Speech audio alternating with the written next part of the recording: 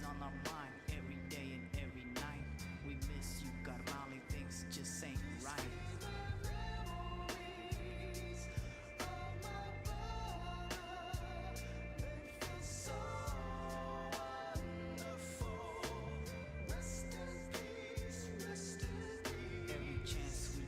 We're sitting by your gravesite, thinking about you, looking up in the sky.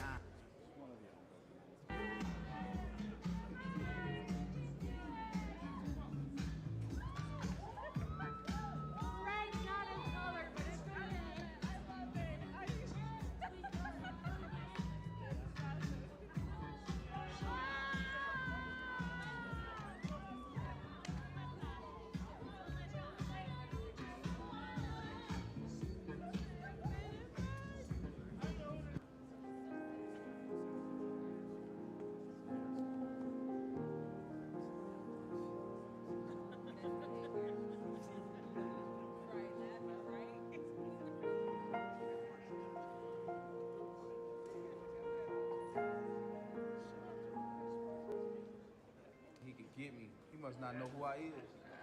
Show him a little something. Show me something. Put some weight on me. I'll do 15 pull-ups real quick.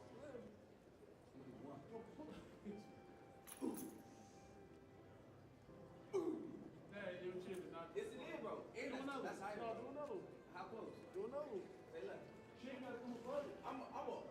They call me the wing master for a reason. No, that don't even know either. Okay, say that. You do too. Your chin come above it. What you talking about? Yes, it did. I'll be nice and give you one. Go ahead. Let's see two. I need some chalk. Let's see two. No, if you got power, you got power. I got power. No, bro, stop playing with me. That's above. Bro, why you stop at one? See me? Why you stop at one? You think it's sweet. Let me see you do one, big boy. Go ahead. Why you stop at one? Yours? I mean, you probably gonna get me. Come on. The bench press right here. Put it on. He can't even get up there, little talking. Do 15 reps real quick. I mean, we can go to 25. You really want to record it? You really want to do this to us? He's scared of the money. I'll do 100 reps of those. Do it.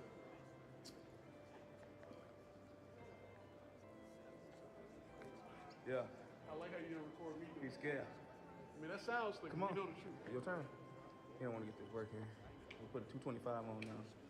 Just go. There you go. All right, big dog, it's all you. Ooh. And it's lightweight. Ooh. All the way up, all the way down. There we go.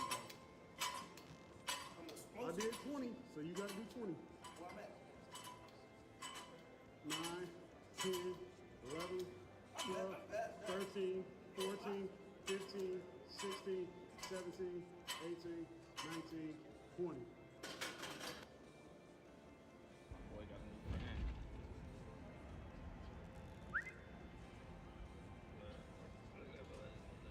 He's happy. He's over.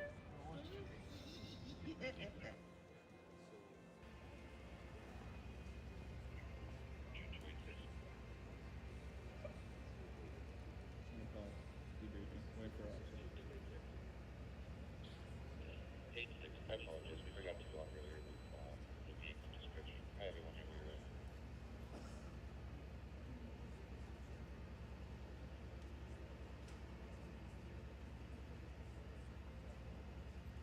Page 6, go ahead.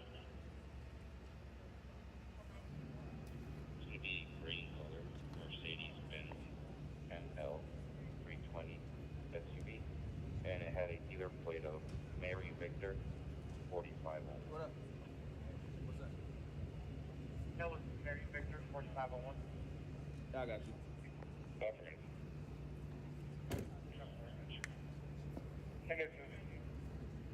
I apologize. I'm the really dispatcher. I just want to confirm this is related to your current rank. Come on, 2C. We're on, yes. Come on, 2C. Scared of that dog, bro? Come on, 2C.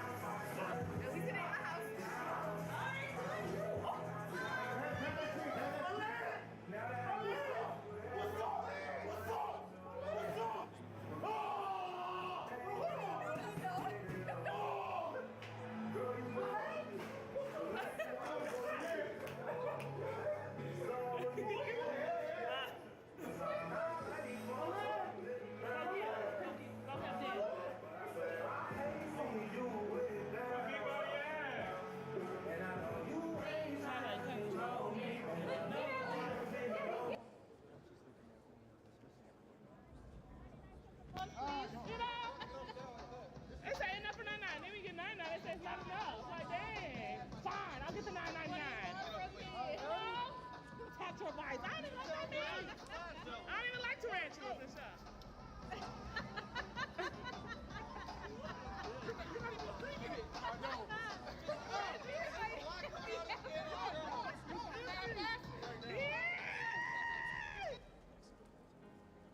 Seeing six, look.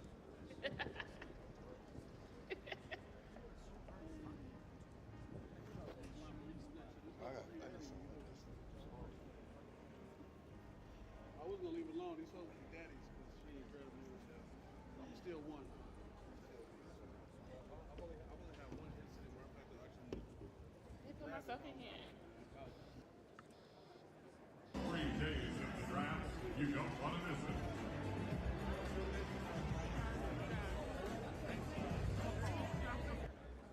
We're gonna leave this here for the injured officer.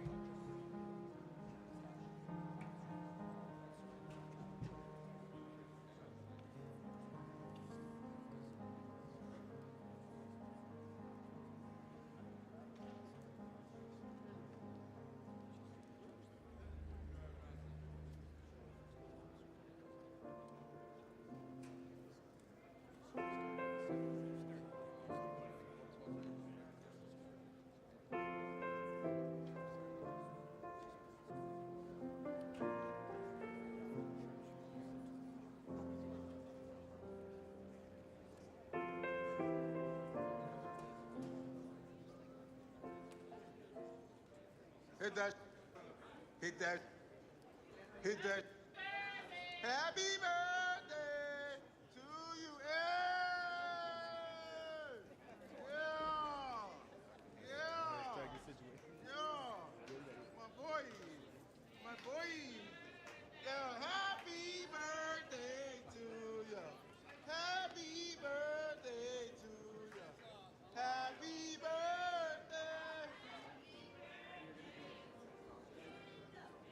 Yeah. Boy, 30 more. 30 more. Kill it. Hey, kill it. It ain't my birthday.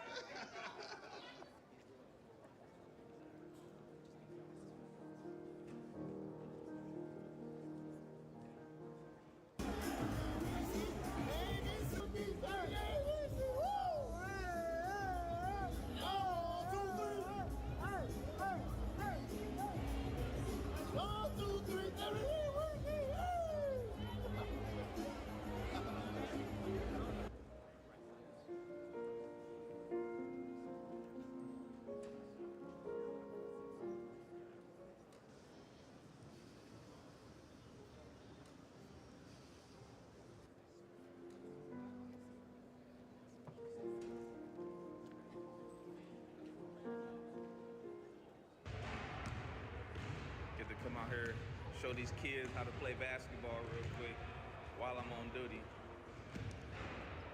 I'm about to get my ankles broke. There's some athletes out here, I ain't gonna lie. You know what I'm saying?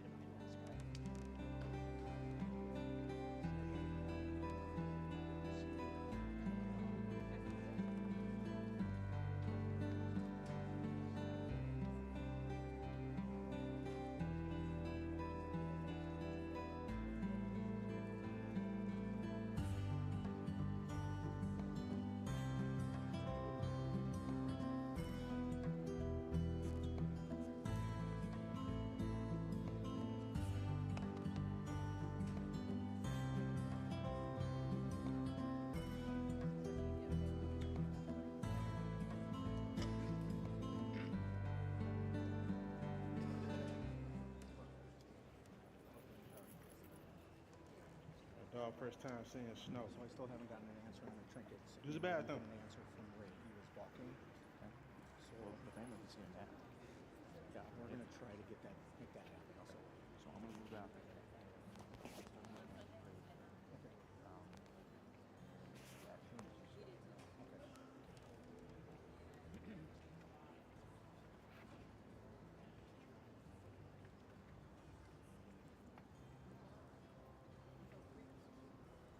Come on, use the bathroom.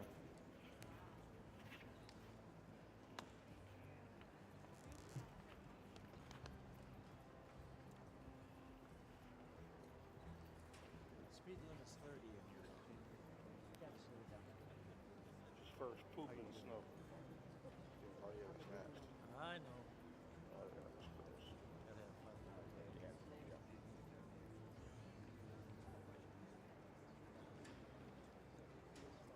it's gross.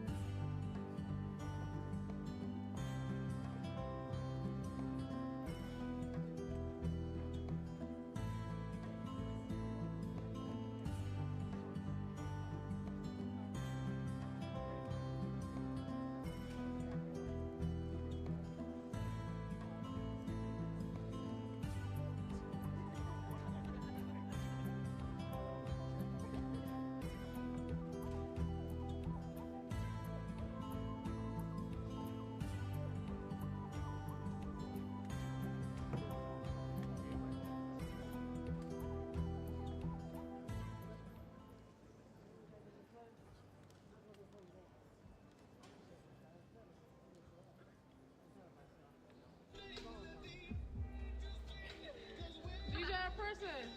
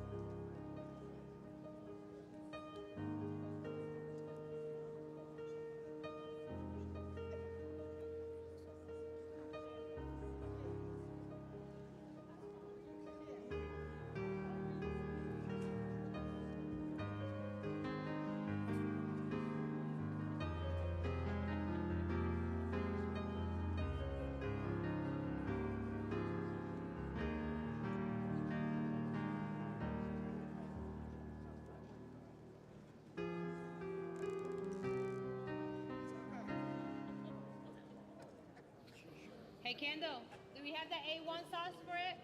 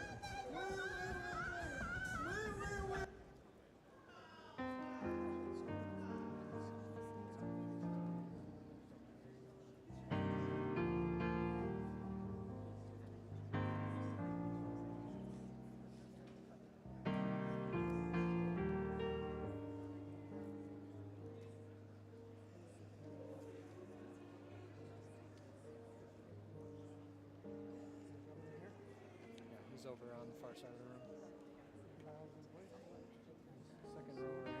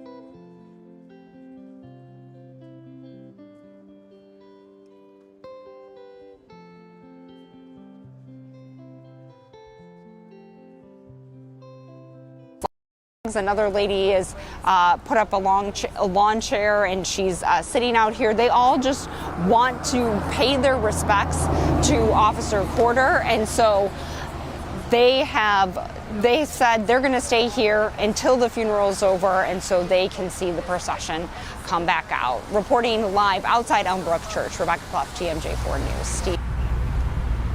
All right, Rebecca, thanks very much. For many in the community, it is so important to them that they show the police department and law enforcement, whether they're here, especially with Milwaukee police, but really from around the country, that they do support the work and the sacrifices that they make. I know on the drive I made here to the parking lot across the street from Elmbrook Church, getting off 94 in Brookfield, seeing all the other police departments that were getting off with me and are coming this way, and they have so many that there are signs set up directing squads to park in certain places, because this procession is just going to feel like it goes on forever, because there are so many police from so many different parts of the state and the region who needed to be here today. Let's check in along the procession route again. Jenna Ray is a little bit further down the road. Jenna. Susan and Steve, we are about 3 miles north of Elmbrook Church here on Barker Road.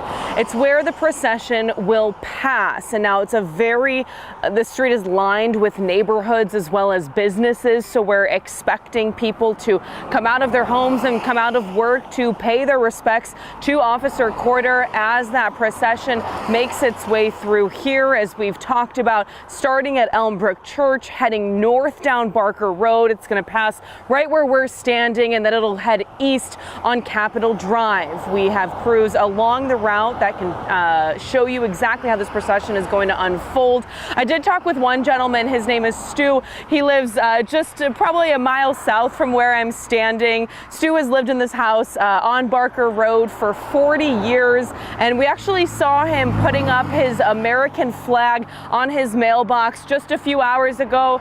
We decided to stop and chat with him for a little bit. He said that he had his flag up for 4th of July and had just taken it down, realized that the procession was actually going to go past his house, and so he wanted to put his American flag back up. He says that he is going to be in front of his TV at 2:30 today watching the procession, and as it heads closer to his home, he said that he's going to walk outside and pay his respects to the Milwaukee Police Department, to all first responders, and of course to Officer Corder and his family. Now, over the last few days, we've talked to several community members who have been out, again, doing the same thing, paying their respects to Officer Corder. I was out at the Wisconsin Memorial Park, where Officer Corder will be buried later this evening. I was there yesterday, and I ran into a woman who was putting together these pins. So again, pins handing out in the community, just community members coming together, showing their support for Officer Corder and their family. And I'll send it back, Susan and Steve, to you over at Elmbrook Church.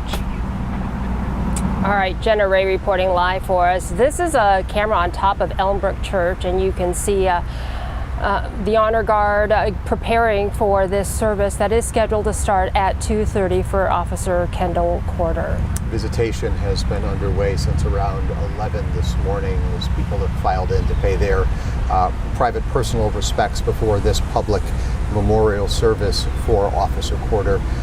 Again, this was something that started 2 weeks ago yesterday, when Officer Corder and his partner were responding to a call on the north side of Milwaukee about shots fired. According to police, they were ambushed in an alley. Both were hit, but Officer Corder's injuries were grave. And he did hang on to life for several days, but he passed away over the weekend. Yeah, his end of watch on June 29th, which is the Sunday.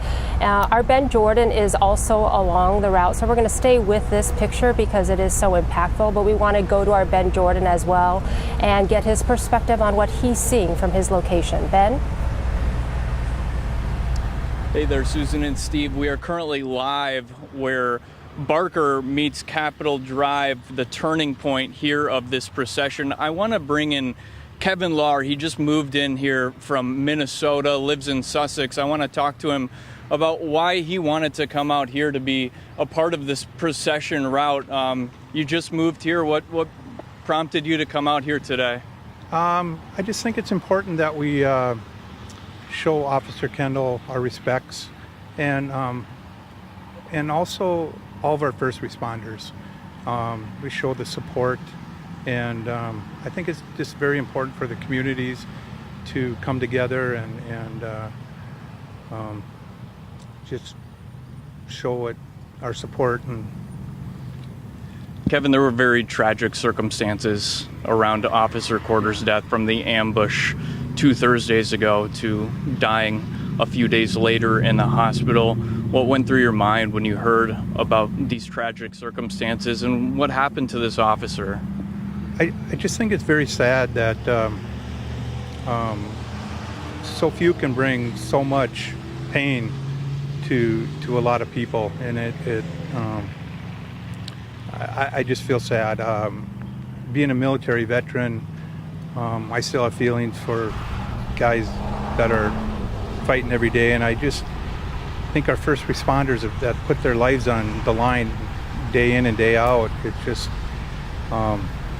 just such a tragedy that we have to go through this. The procession hasn't started yet. We're waiting for the funeral to begin, but what emotions do you think will come to mind when you see the hundreds of squads, Officer Corder's loved ones, family and friends passing by along with the hearse, heading to his final resting spot? What do you think the emotions will be for you and the others who line this route? Sadness.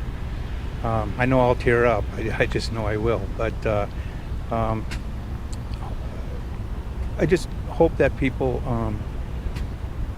we as a community, can just learn from it and hopefully move in a better direction from what occurred here. But at the moment, I don't know, it's going to be so sad. Does this line of duty death give you a different perspective, or perhaps a renewed respect for what police officers do and the dangers they face on the job? For me, no. I have police officers in family, so I'm aware of that. But it doesn't really change. I was down at the Harley-Davidson Festival last night, and I didn't feel unsafe or uncomfortable. But I just hope we can get better. Kevin, thank you very much for taking the time to do an interview. Steve and Susan, we'll send it back to you along the procession route here at Capitol and Barker. Very thoughtful interview with Kevin there. Thanks so much, Ben. We want to get to our Charles Benson, who is at Wisconsin Memorial Park, which will be the final resting place for Officer Corder. And we're not going to be able to see what's going on inside Wisconsin Memorial Park. That's going to be a private ceremony. Once again, a moment for the family. We are happy to give them their privacy. But Charles Benson is outside the gates of Wisconsin Memorial Park, where this procession will conclude. Charles? Yes, this will be the final resting place for Officer Corder. I'm going to step aside and you can see the entrance here at Wisconsin Memorial Park. You can see it is just lined with American flags as far as the eye can see, even past the main entrance there as you go back to where the private burial service will take place. I'm going to ask my photographer now, Andrew Huggins, to point the camera west, because that will look down Capitol Drive, and that's where we'll see this very long funeral procession as cars and the hearse make their way down Capitol Drive. As they head east, you are now looking west, and this is where we expect to see a lot more people. We've had to battle some rain. I see cars that have lined up here on Capitol Drive, so people are here already, but they will be getting out of their cars once we start seeing that funeral procession. I did have a chance to talk to a woman who was here really very early, right around the noon hour, still hours ahead of things, just out of respect for Officer Corder. Did not know him, but appreciated his service and just feels so sad for the family and this tragic loss for not only the family, but for the community of Milwaukee. And that's the kind of response we expect to see here. Even as I drove down Capitol to get to this location, I saw a lot of businesses with the flags, the American flags as well. So everybody prepared, Steve and Susan, for this moment that will arrive in a few hours. Our Charles Benson reporting live for us. Thanks so much, Charles. Yeah, even as I was driving here to Elmbrook Church, the visitation was going on. It started at 11 o'clock and concluded at about 2 o'clock this afternoon.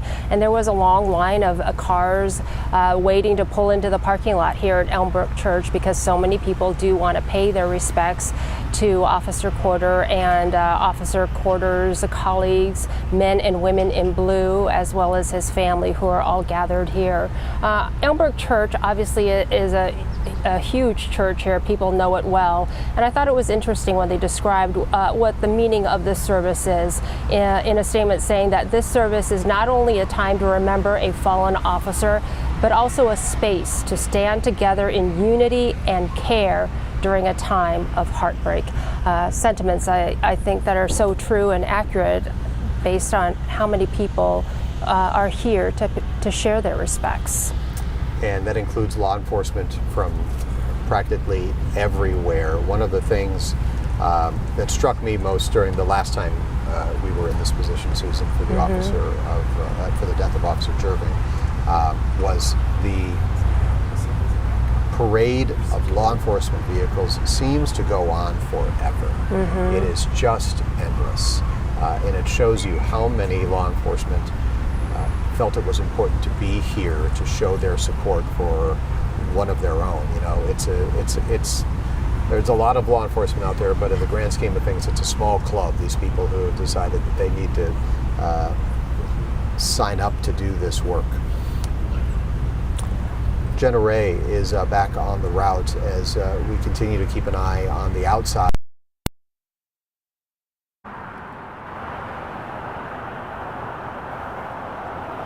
Susan and Steve, sorry, I'm having some issues hearing you guys. We are on Barker Road, just about 3 miles north of Elmbrook Church. It's where the procession will pass through as it heads north on Barker Road and then heads east on Capitol Drive.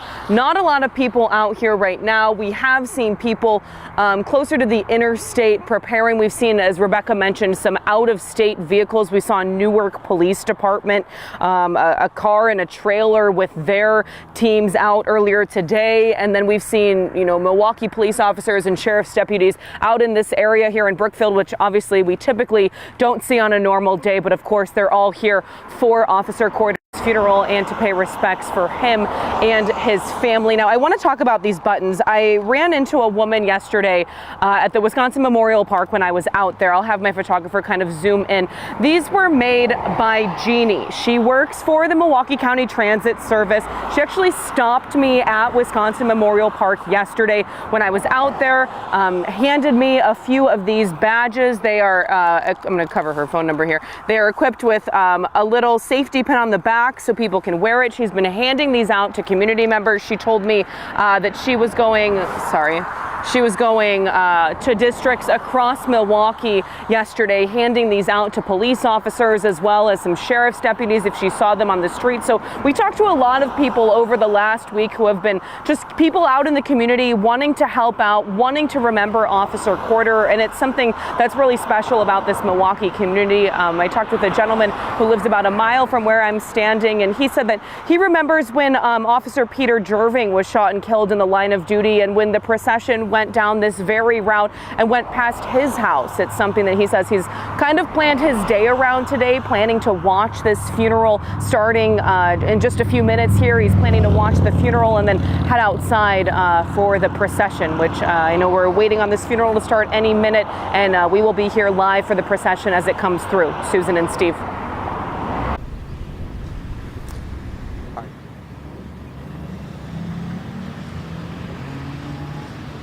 I'm Ben Jordan, live here at the corner of Barker and Capitol Drive, where the procession will make a turn here onto Capitol Drive. It is raining here, but a few people are starting to show up here to this corner, a pivotal corner where we're going to see hundreds of squad vehicles surrounded by Officer Corder's family, loved ones, and friends. I'm joined by Leslie Brzezinski, who just came out here. She's from Brookfield, lives not too far away, but wanted to make a point to be out here today. Absolutely. What brought you out? Why is it important to be here? Just to show my support for the police officers, the family, the community. Earlier when we spoke, you talked about respecting officers and what that means for this community. What does this situation tell you about the importance of the police officers and what they do in our community? They're put at danger every day trying to protect us, and then senseless stuff like this happens, and it shouldn't be happening. 2 weeks ago, take me back to when you first heard about what happened to Officer Corder and the emotions that came to mind. I was actually in Georgia visiting my daughter, and we were watching the news, and we saw it, and we were crying. They're in a small community, and they couldn't believe what's all happening around here in Milwaukee, and that's about it. We were just very sad. Very sad. Really a heart-wrenching situation. Really. Yeah.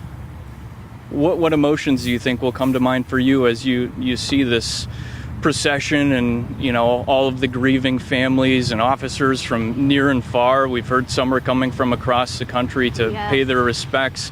What emotions do you think will come to you? Well, I'll guarantee you I'll be crying out there. I don't know. I don't know until it happens, until I drive by again. That's when it really hits you, I think. Absolutely. Yes. Well, thank you so much for your time. We're going to head out live to Rebecca Clough right now.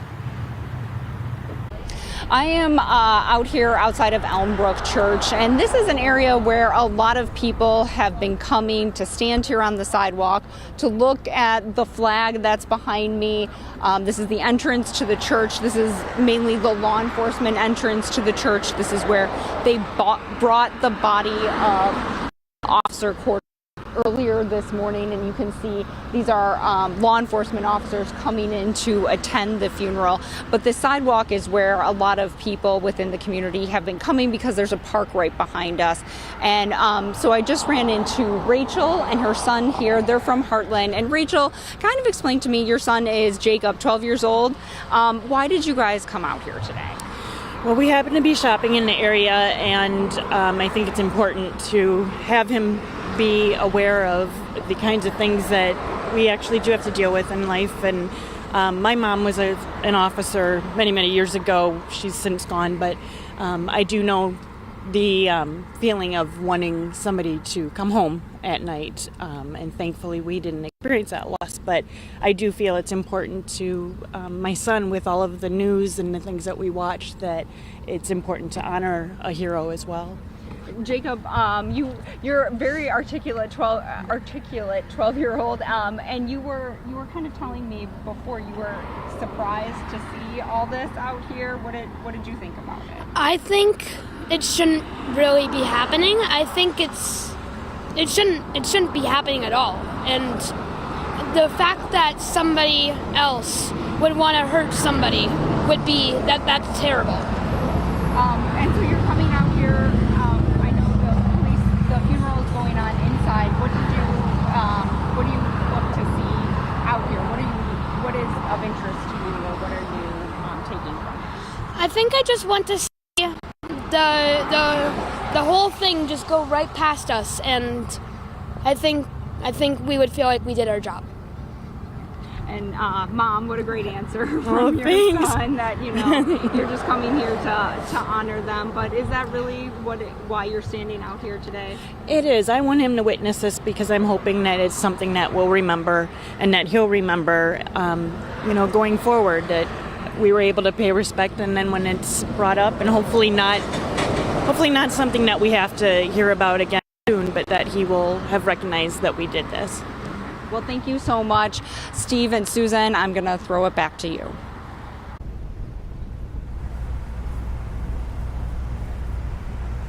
All right, Rebecca, thanks very much. Sometimes it takes a 12-year-old just to see it. I don't think this should be happening at all. The statements of a 12-year-old really hit home. Really boil it down. Yeah. Another live look from the camera on top of Elmbrook Church as we see some of the honor guard, some members of law enforcement coming and going. We're sticking with this camera right now because the feed coming from inside the church has been taken down briefly. This, we believe, is the private time, and we'll get back inside to that shot shortly, just as soon as we can.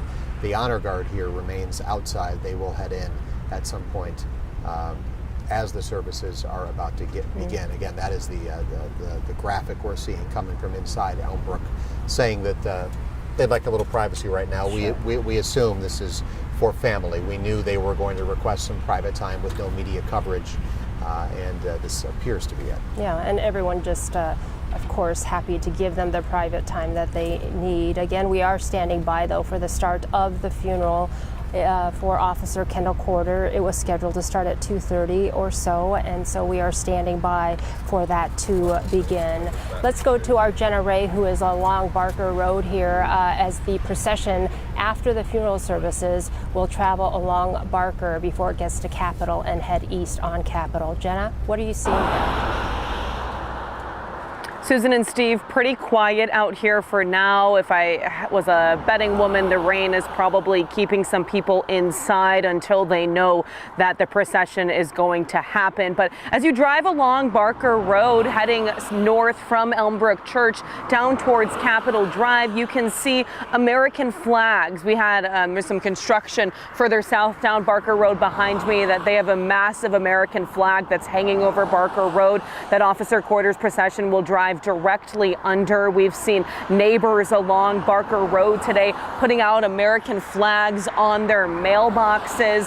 We're about 3 miles north of Elmbrook Church, so the procession, once it leaves the church, will head past here, heading north again towards Capitol Drive, and then making that turn on Capitol Drive, heading east. Now, we know a lot of community members have been preparing for today. I did speak with some folks over at St. Dominic's Catholic Parish yesterday.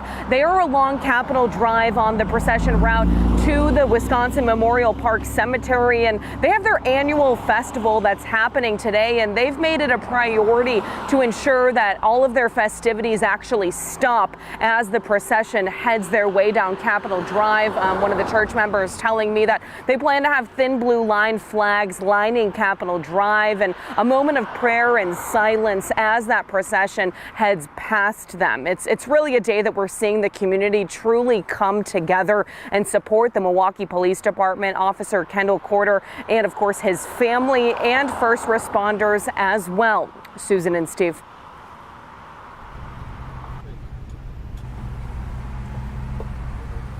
All right, Jenna Ray reporting live for us along Barker. And sadly, I remember when Officer Jerving's procession went along Barker Road, remember there were so many people who had come out of their homes and lined Barker Road to show their support, waving flags and wanting to honor him. Small thing, pausing the church festival, but what a gesture you can make to just stop what you're doing to respect someone whose life was stopped in the service to others. And as you can see, the service for Officer Corder has started. Let's listen in. Welcome to our brothers and sisters at Christian Faith Fellowship Church in Milwaukee, the church that Officer Corder called home. Well, in this time of grief and sorrow, I would like to just pause and take a moment to offer a prayer and turn to the God that Officer Corder turned to for his faith and his hope. So would you please take a moment and join me in a word of prayer?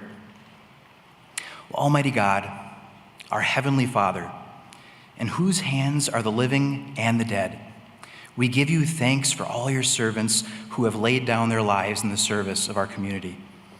Grant to Kendall your mercy and the light of your presence, and give us such a deep sense of your righteous will that the work which you have begun in him may be perfected.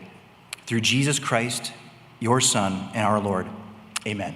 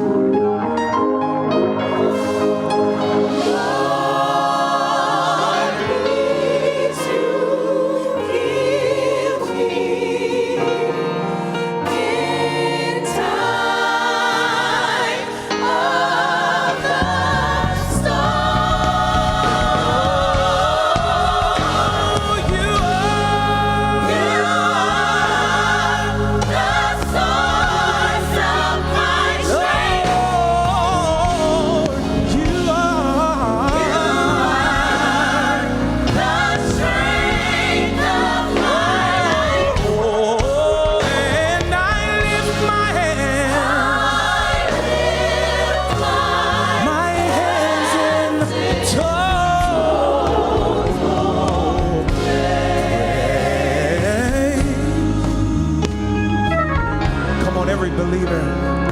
If you know the song, sing it. Lord,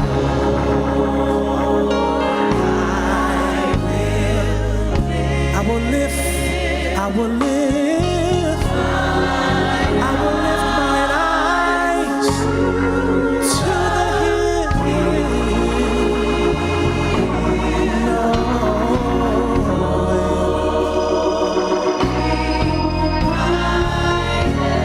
I know that my help comes from you.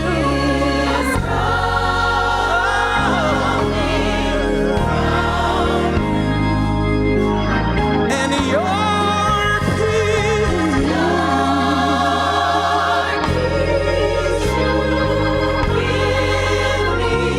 in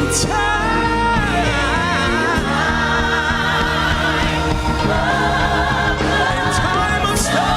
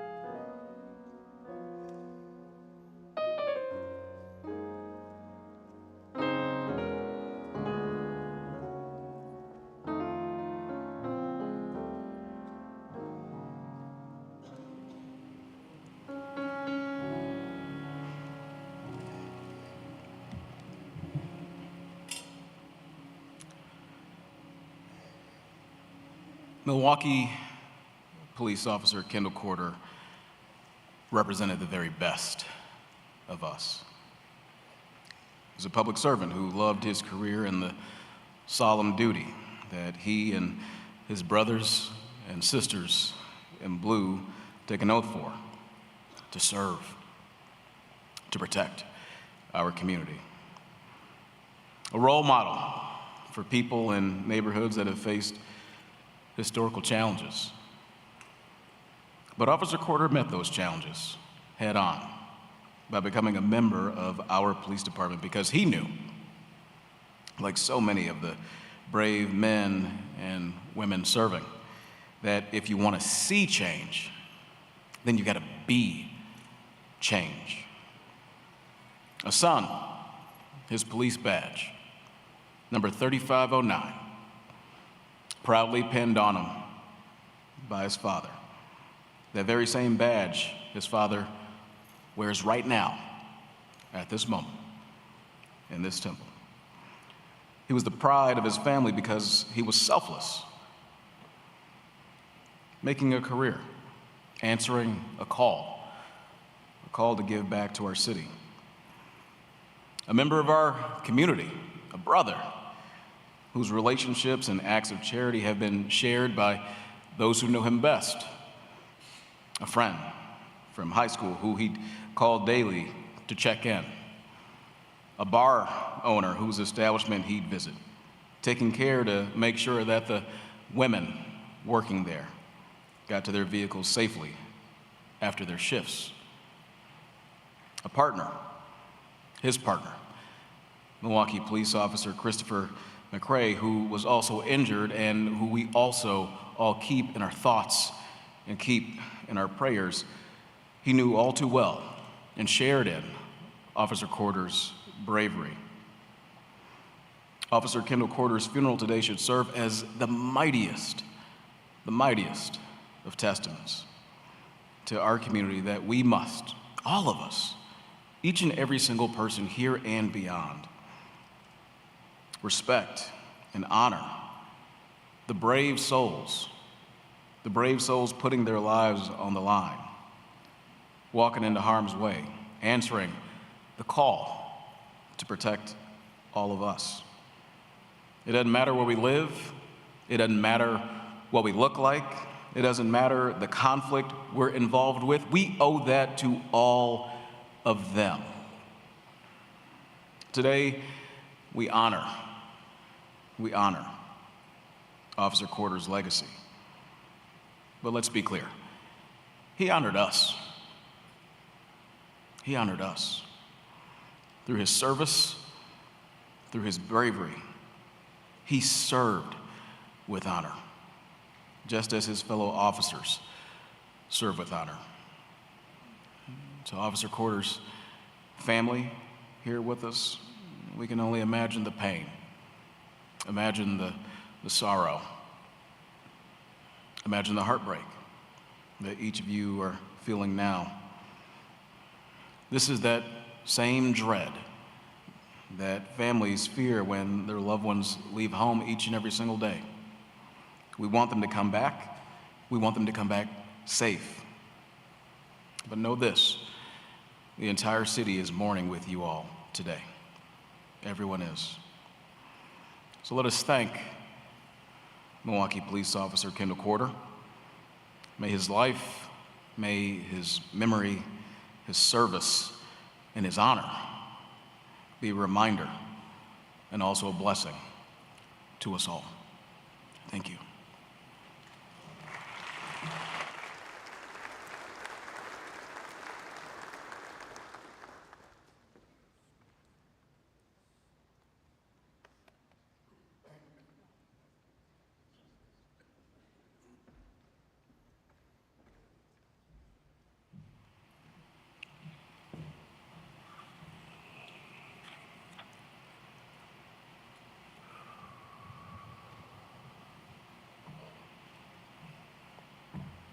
On behalf of the Milwaukee Police Department, I'd like to thank you all for being present to honor our fallen brother, Brother Kendall Corder.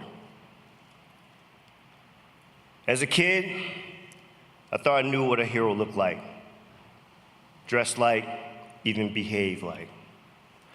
I watched plenty of cartoons and movies that show acts of heroism and of great deeds.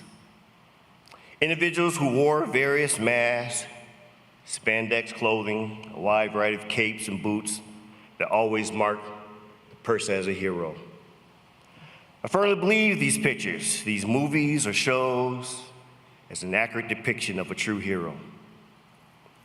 That was until I became a Milwaukee police officer. While our local heroes do not wear some colorful costume or go by a corny name, we do share some of the characteristics with these Hollywood-created characters. Honor, dedication, the love of our fellow man and woman, courage, and most importantly, sacrifice. Those of us who proudly wear the uniform, especially our Milwaukee Police Department uniform, are true heroes for putting our lives on the line each day and each night that we go out into our community to serve and protect. For those brothers and sisters who have given their lives in service to our community, like our fallen brother Kendall Corder has, they are superheroes, and I'm thankful for their service and selfless commitment to our community. I last met Kendall at a community event a couple weeks ago. I would like to say that when you see Kendall in person, you have to appreciate his presence, for he is as tall as he is wide. And with his larger-than-life presence, there was a quiet humility about him that made him truly special. He told me he was appreciative of my words that day, which coming from him, especially as an officer who put in the work in our community on a daily basis, doing the real work, he made me so appreciative and thankful for those words. What I was able to experience from him was genuine character, a loving soul, and a dedicated spirit. Those qualities turned my attention to his family. As I got to know you, family, I can see where he got his loving, kind spirit, that happy glow that can only come from a supportive and loving foundation. Randall, as I looked at that picture of you pinning the badge on your son, I saw in your eyes a look of pride and love towards Kendall. Also, the numerous family photos or vacations taken, the special family gatherings, or those simple moments of just enjoying each other's presence. I saw true family love in a bond of spirits that space and time could never sever. Corder family, on behalf of the Milwaukee Police Department, please accept our deepest condolences for the loss of your son, grandson, brother, nephew, or godson, and know that we will never forget him.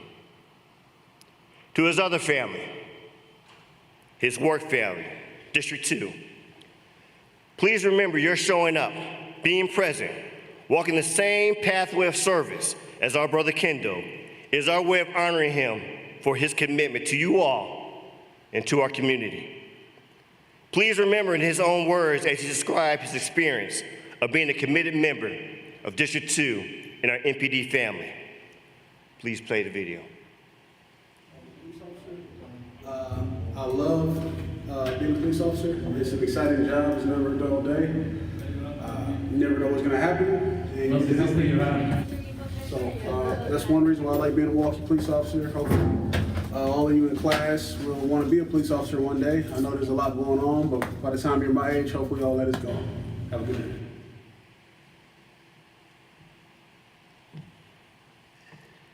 Dear District 2 family,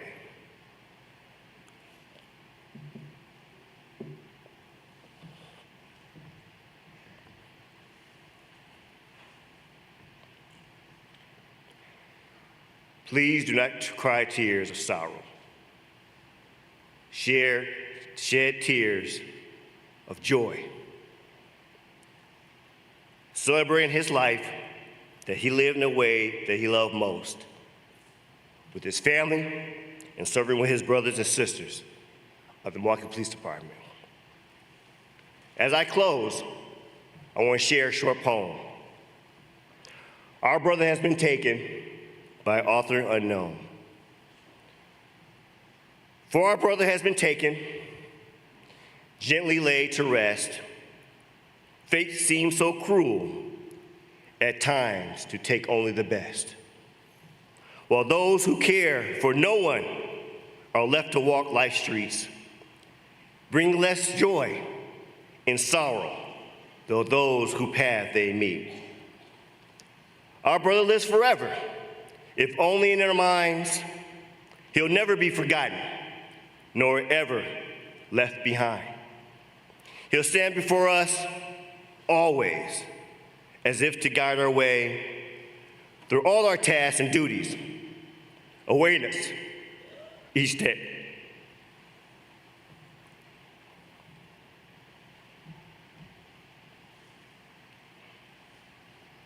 Our brother has been taken, and though we wonder why,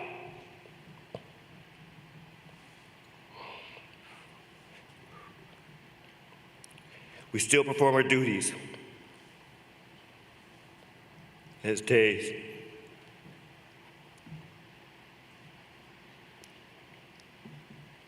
10 weeks go by.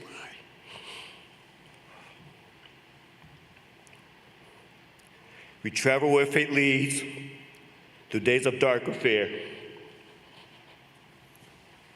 until we stand for our final roll call beside our brother there. Thank you, Officer Kendall Corder, for your dedicated service to our community. And thank you to all our Milwaukee police officers who are here or who are out in our community serving as we're holding this service right now.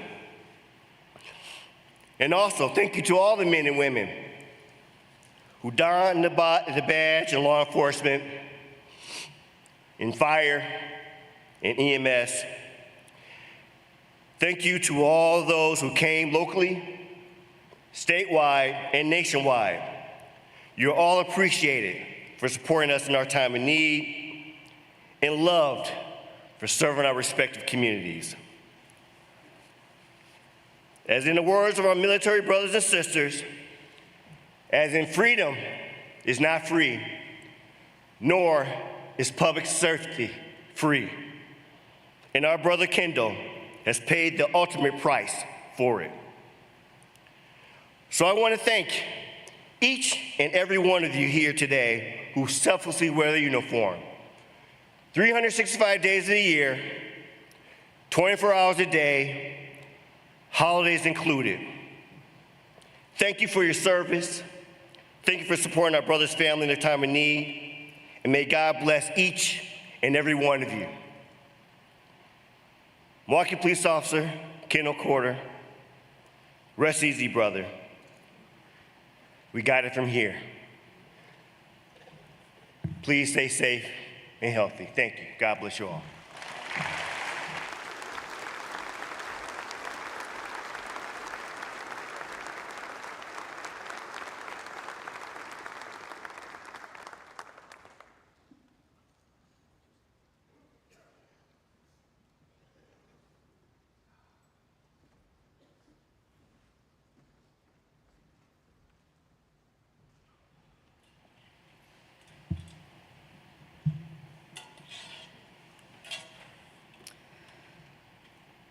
Good afternoon. I'm Captain Aaron Mejia, the 2nd District, where our partner and brother in blue, Police Officer Kendall Corder, called home. Today we gather with heaviness in our hearts to honor and remember Kendall. We are devastated and we're shaken. We're left with a void that it's going to forever be unfilled. There's anger and sadness, and yet, in the midst of all of this, Kendall left a legacy that's never going to fade. To serve as a police officer is to devote your life to a calling. Every single time that we put on this uniform, we're reminded of what our calling is. We are the line that stands between chaos and order, and we're the ones chosen to courageously run towards danger, to be the guardians of society. That's what Kendall and Chris did on the evening of June 26th. They did this without second thought. They were sent into a situation that most people would have run away from, and they did it without hesitation. Kendall's life was taken away. Chris was shot and injured without either of them having a chance to defend themselves. I grieve this loss so deeply along with all of you, and grief is what's drawn us here today, but so does remembrance. I've had the honor to get to know his family and some of his closest friends, and you all had a part in shaping Kendall's life and sharing him with the world. Your pain is unimaginable, but know that the world is a better place because of who Kendall was. Every circumstance in his life led him down the road that he ultimately was on, and although we would do anything to have him back, his purpose in life was bigger than anything that we understand right now. The amount of lives that he inspired, that he impacted, that he saved, it's immeasurable. I hope you all know how much Kendall wanted to do right by you. He loved all of you, his family, his friends, and it's easy to see why. You face this challenge in a way that most of us would never be able to. I've seen you all lean on God and on each other in a way that's nothing short of inspiring. And I thank you from the bottom of my heart for sharing your son, your brother, your grandson, your uncle, your best friend with the world and making it a better place. He would have given anything to wrestle with his nieces and nephews again, toss them up in the air. To protect the children, sometimes by being a little bit too overprotective of an uncle. To make silly TikToks just to see you laugh at him. He would have loved to play another game of darts with you. He would have beat you. Or call his friends and family and tell him that he's on his way over, so make sure you got some food ready for him. He was the very definition of what a best friend is, a brother. Raymond explained that when Kendall was a baby, he was always hungry. He woke every few hours, and that never stopped even through growing up. It was a common theme of his life. Kendall loved to eat, and that is very apparent by what I have learned to be called the Corder orders that are floating around out there. But what was bigger than his love of food was what every single person that I talked to described when they mentioned Kendall's name, that he was a beacon of light. He was a light that shone so brightly through his smile, his contagious personality. That light is never going to be dimmed. He himself is a story of how hope and perseverance, even through the darkest of times, can lead us down a road of transformation. A road that has bumps along the way, but it leads us to a place of beauty and peace where he is. Kendall talked to his partners often about some of the experiences that he went through that led him to where he was. Kendall talked about why he chose to do this job that he loved doing every single day. He wanted to take that positive impact that law enforcement, family, mentors had had on his life and pay it forward to a community that needed it just as much as he did. He changed his partner's mindset from negative to positive. When he responded to back up his fellow officers, he wanted to protect them. When he walked with an officer, Kendall walked first. He was physically a large, protective, strong, and powerful man, but he felt that same way internally about protecting his coworkers, his friends, and his family, even though he was a gentle giant. When he first entered the Milwaukee Police Department, he was assigned to District 2. He made sure that all his coworkers knew where Grandma lived and said, "Grandma, they know where you are. They got you." Chris, you, sir, are a warrior.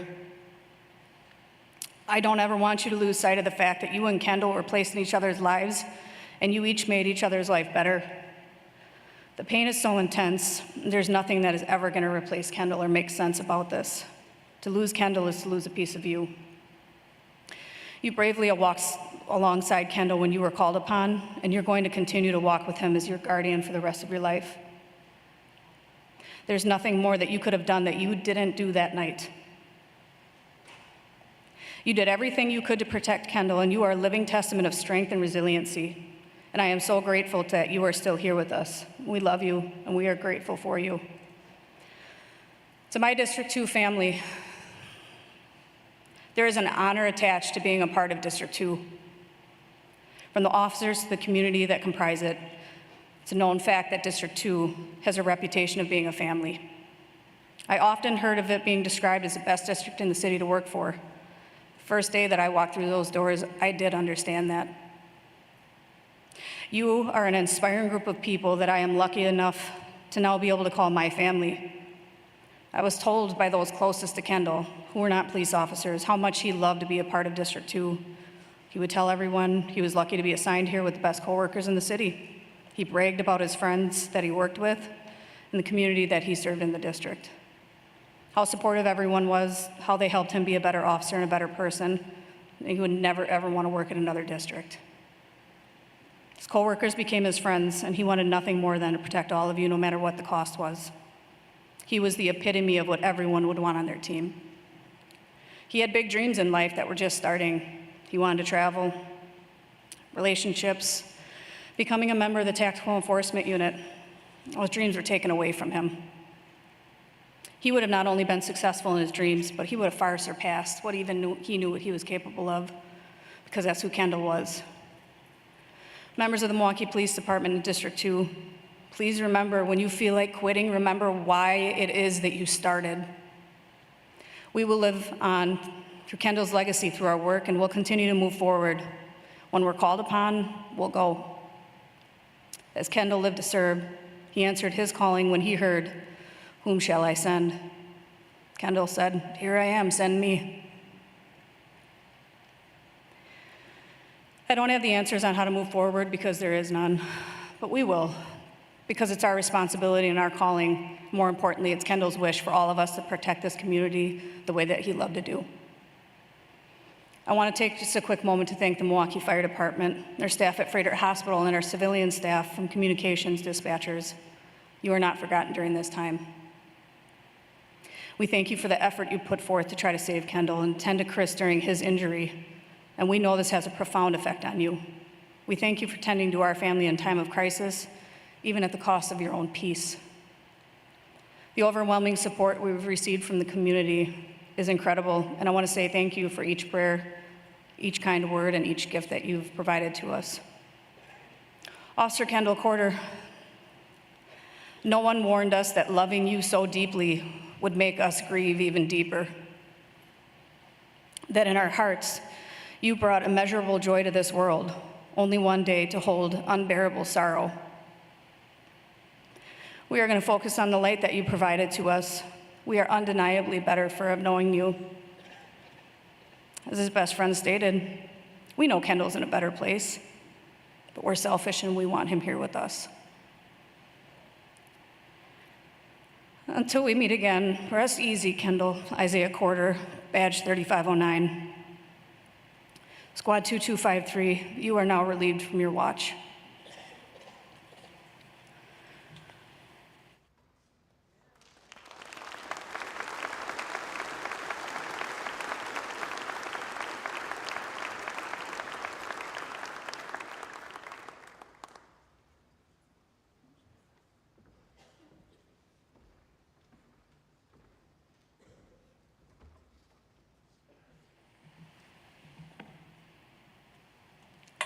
Now, Father, as I stand before your people, I thank you for wording my mouth, giving me inspiration and direction that will increase and give comfort to the family and to those that are here today.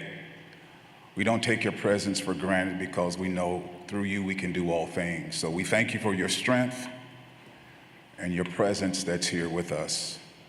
In Christ Jesus' name I pray, amen. I was asked by the family, and thank you for the honor, to share a word of hope today in this most unfortunate time of sharing.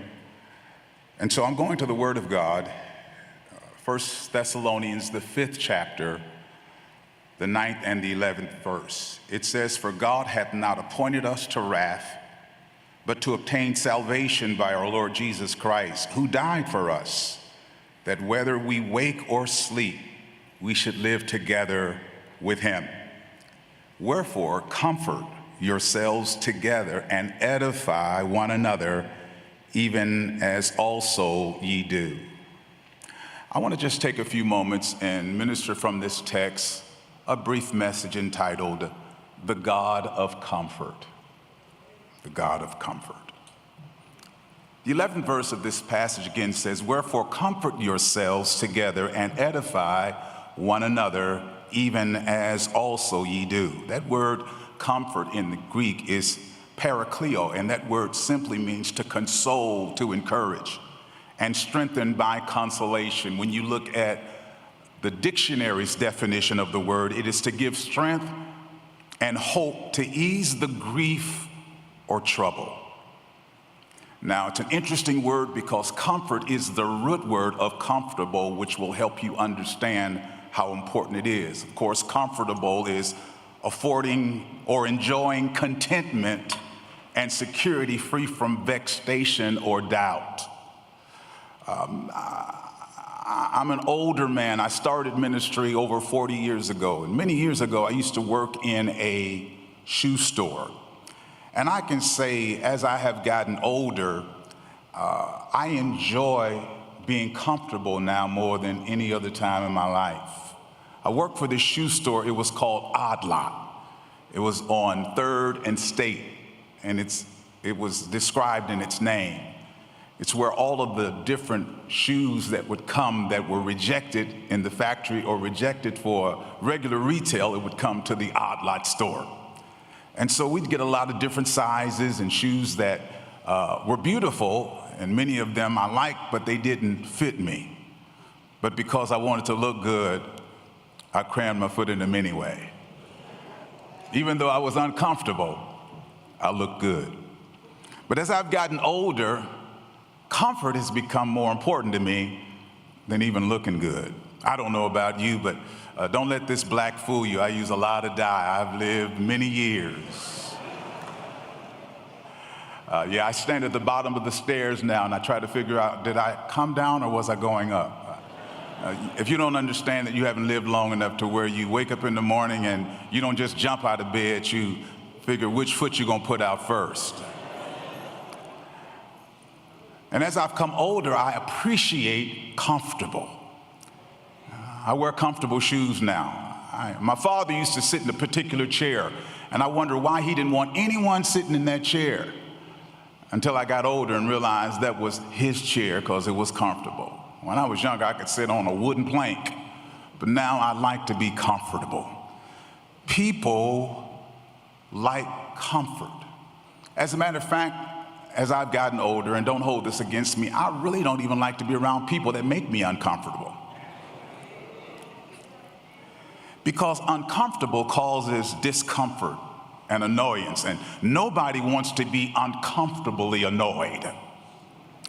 But there are times where we cannot avoid being uncomfortable, especially when a loved one has passed, someone we love dearly, and they have been taken out of our lives. That can leave us with an uncomfortable feeling.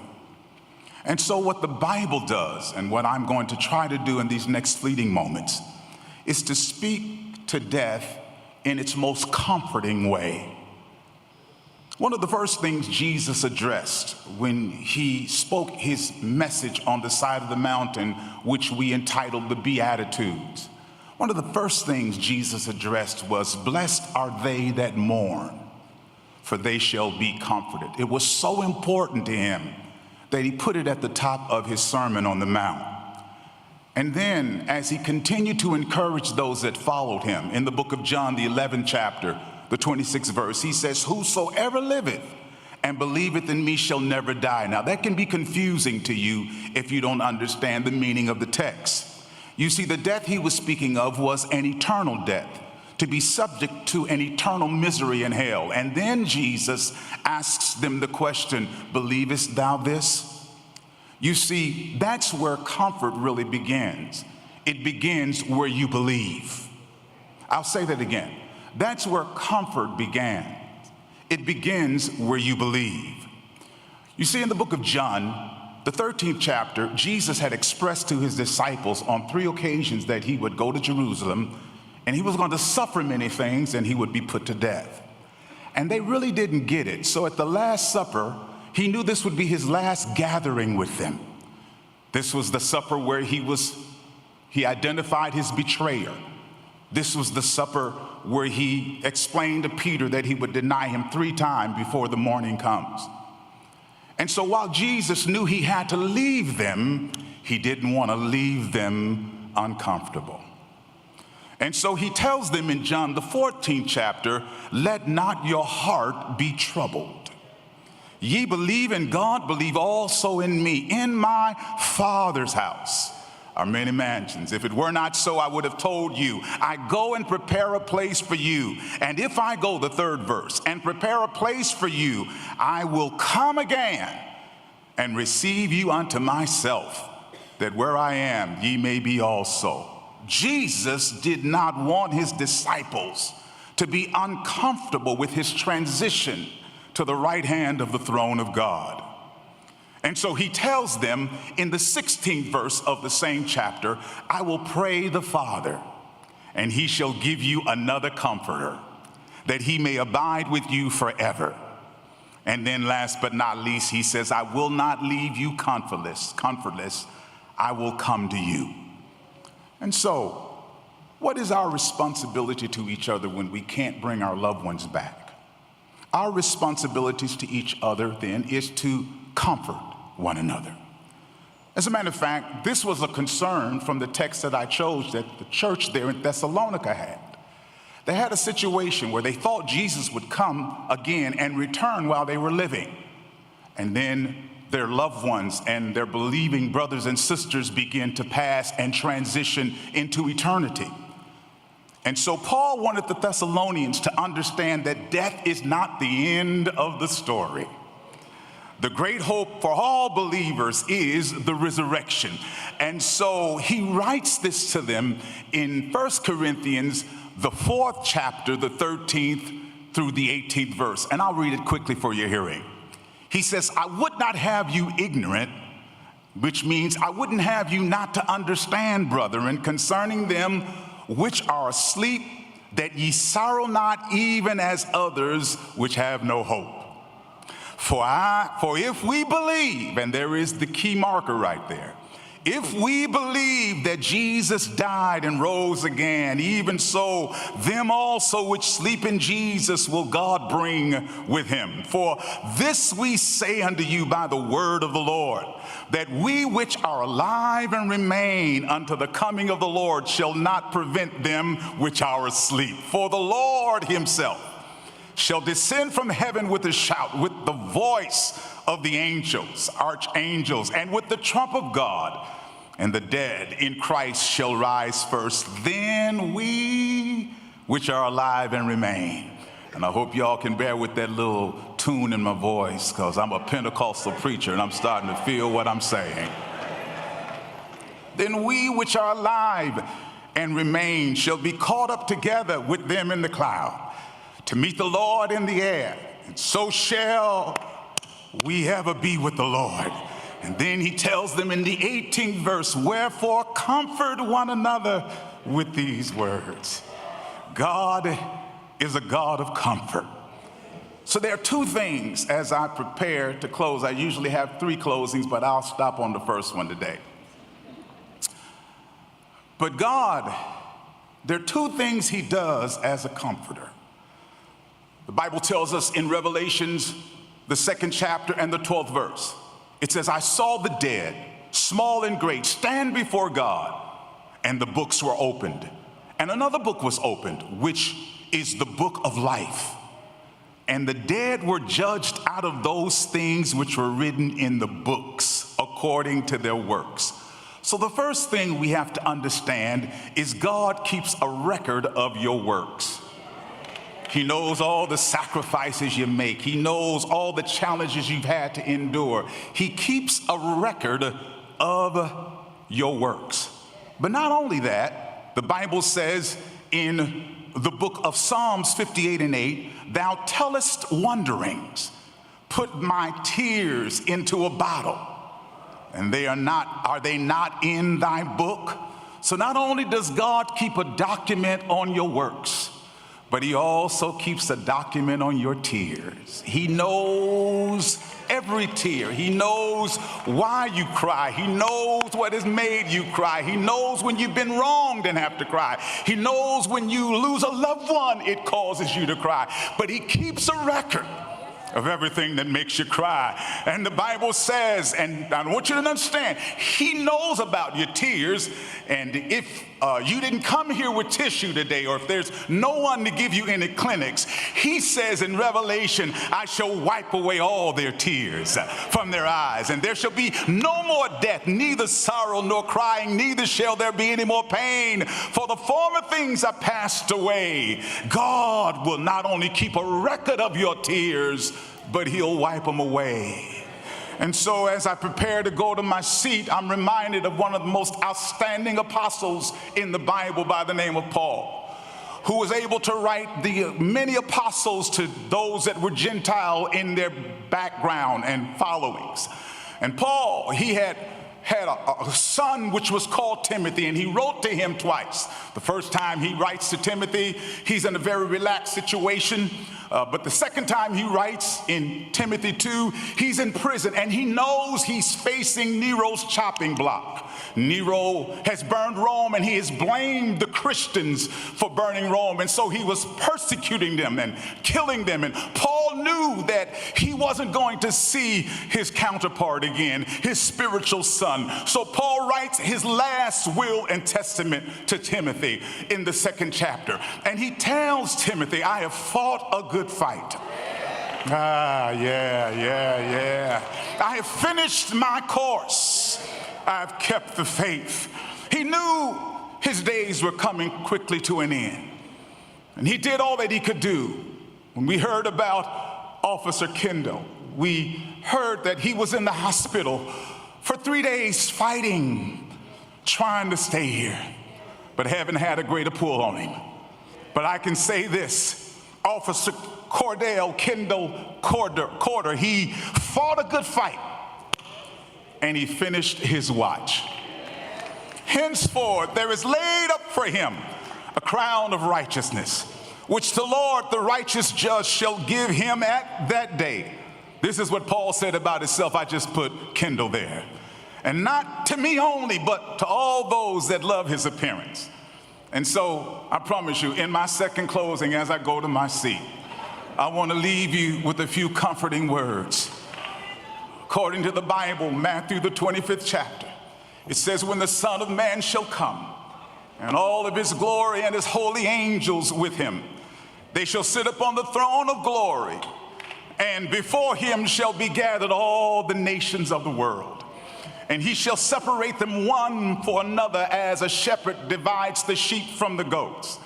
And he shall set the sheep on his right hand, and the goats on his left. And then he shall say unto them that are on his right hand, come, ye blessed of the Lord, of my Father, inherit a kingdom prepared for you from the foundation of the world. God prepared a place for him, for Kendall, before he ever got here. And I want you to know, they asked the question to him. He said, for I was hungry and you gave me meat. I was thirsty and you gave me drink. I was a stranger and you took me in. I was naked and you clothed me. I was sick and you visited me, and so forth. Then the righteous would say to the Father, saying, Lord, when would we see you hungry and feed you? When did we see you thirsty and give you drink? When did we see you naked and clothe you? When did we see you sick and we helped you? And the king shall answer and say unto them, verily I say unto you, inasmuch as you have done it unto one of the least of these my brethren, you've done it unto me. And Officer Kendall was going into the face of danger and helping those that needed help. We didn't know that he was doing it also, and God was keeping a record. Wherefore, comfort yourself together and edify one another with these words. Father, I thank you for being a God of comfort. And even though we can't express and explain how we feel, we know you already know. And so to the parents of this fallen soldier, to the family of this man who gave his life in service, when nobody else is around, when nobody is talking to them, speak to them and comfort them, because you indeed are a God of comfort. Thank you.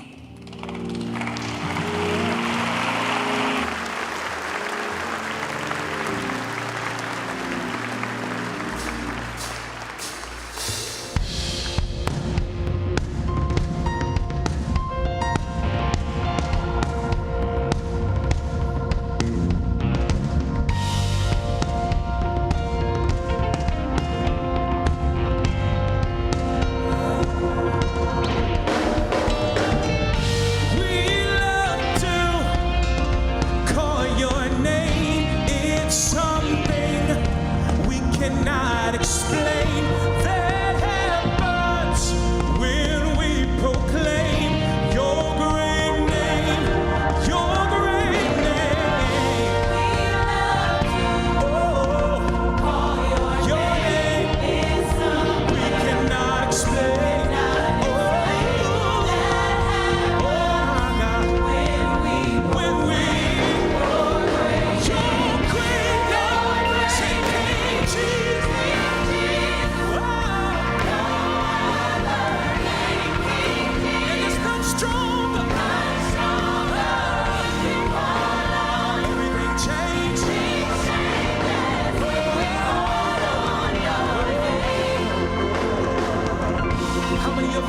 There's power in the name of Jesus. So we love, call your name. Cannot explain it. Oh my God, when we obey your grace,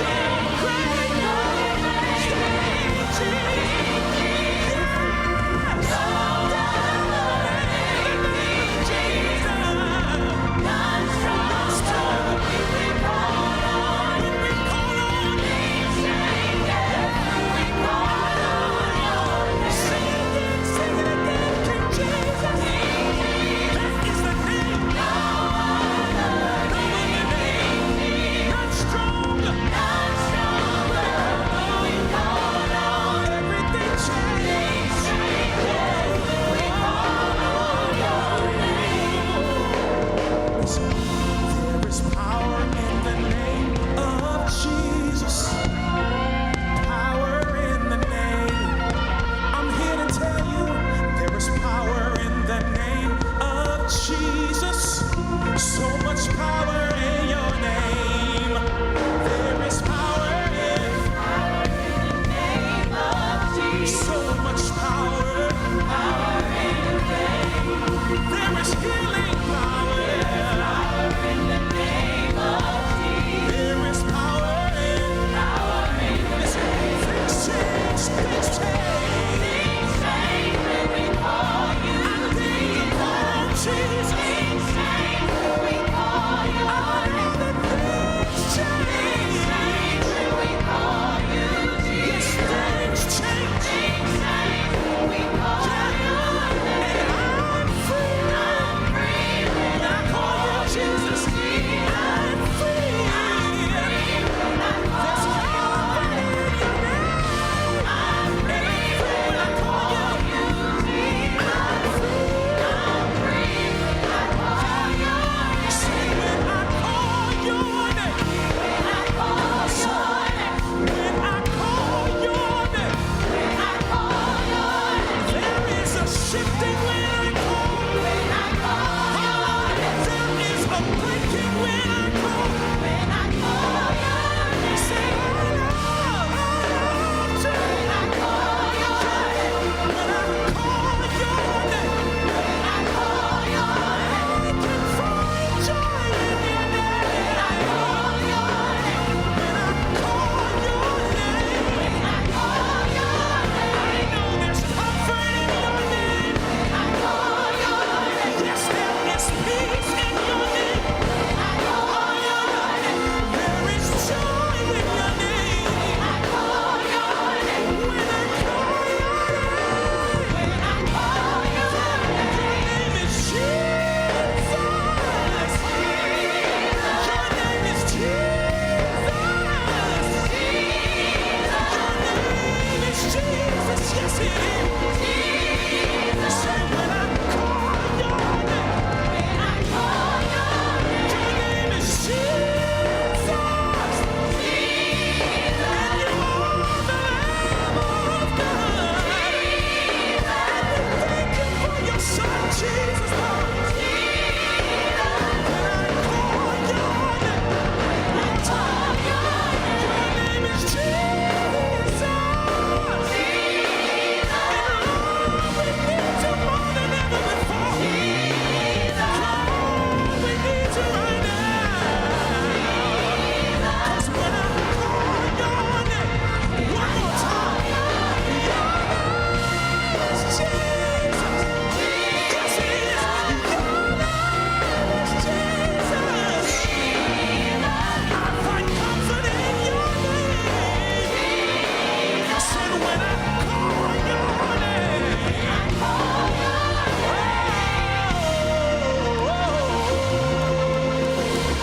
Somebody to call the name of Jesus. I know you're heavy right now, but there is strength in the name of Jesus. There is joy in the name of Jesus. Let him bless you.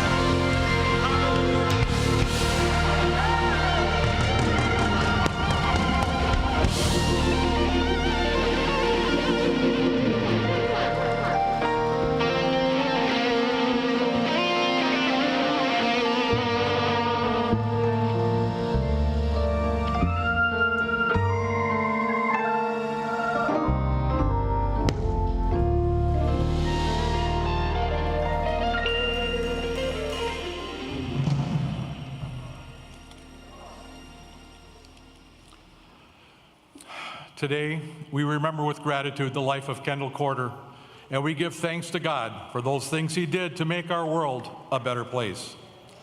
Through his service, may our dedication to serving others be deepened, and may our eyes be lifted to that which is eternal. Scripture tells us to be joyful in hope, patient in affliction, faithful in prayer, and to share with the Lord's people who are in need. But how does a grieving parent, a loving grandmother, a dear brother and sister, and other close family, friends, and co-workers find hopes in the midst of such affliction? It can only be found through God's love, which we see in a grieving family that comes together to support one another. In every seat in this church, on every corner, and on every street along the procession routes, in the long lines of visitation today, in the countless hugs and well wishes, and in the countless prayers that have been offered by family, friends, and those who do not even know this family. This is where God's love can be found in the actions we take toward our fellow man. 1 John 3:16 tells us, this is how we know what love is.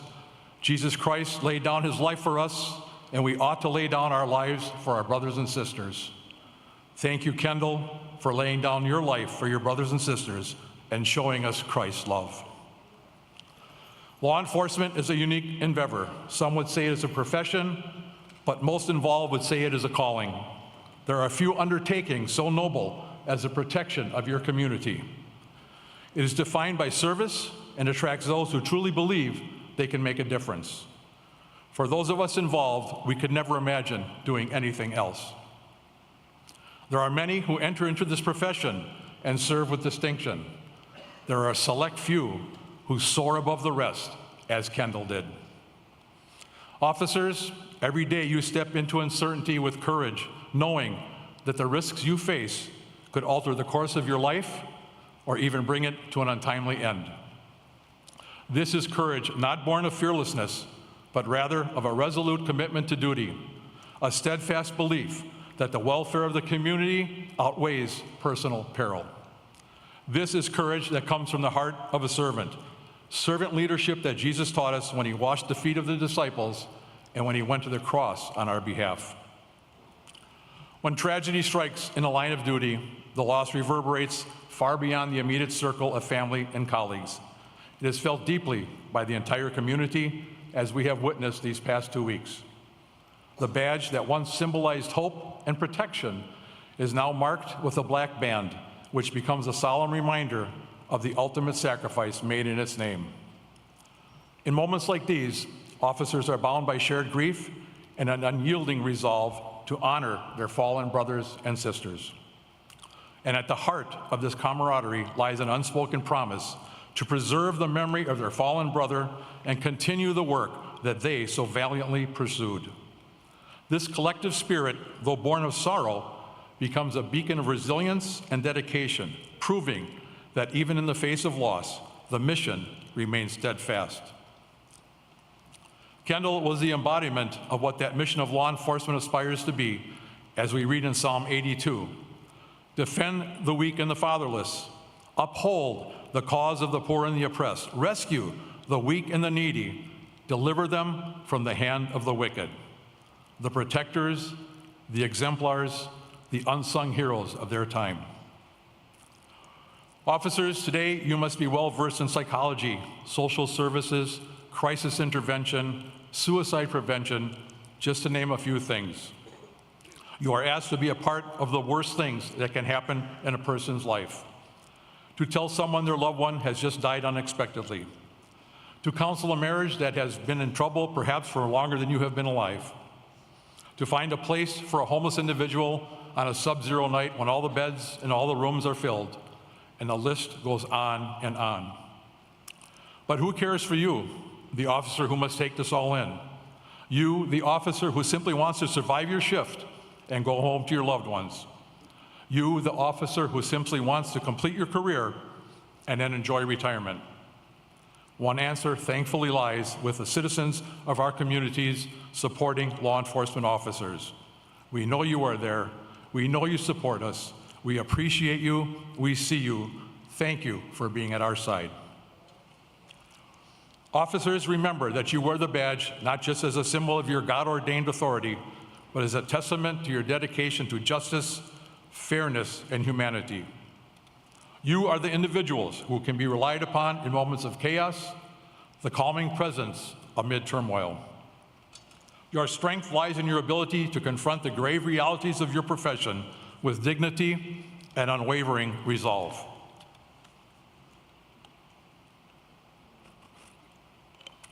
Kendall understood that his commitment to his community demanded more than mere duty. It required heart, compassion, and an unyielding sense of purpose. It was not the uniform or the badge alone that defined Kendall, but the depth of his character and the courage he displayed in the face of adversity. Every call answered, every wrong confronted, and every life touched spoke volumes of his dedication to a cause greater than himself. Kendall's legacy is not only in the lives he touched or the dangers he faced, but in the quiet moments where he offered a kind word, a helping hand, and a presence of reassurance. These moments are the invisible threads binding the fabric of trust between law enforcement and the community. For those of us who knew Kendall, our pain is still raw and at times unbearable. We say to ourselves, if we could just have one more minute to say goodbye, to let Kendall know how much he has impacted our lives. But alas, that is not possible.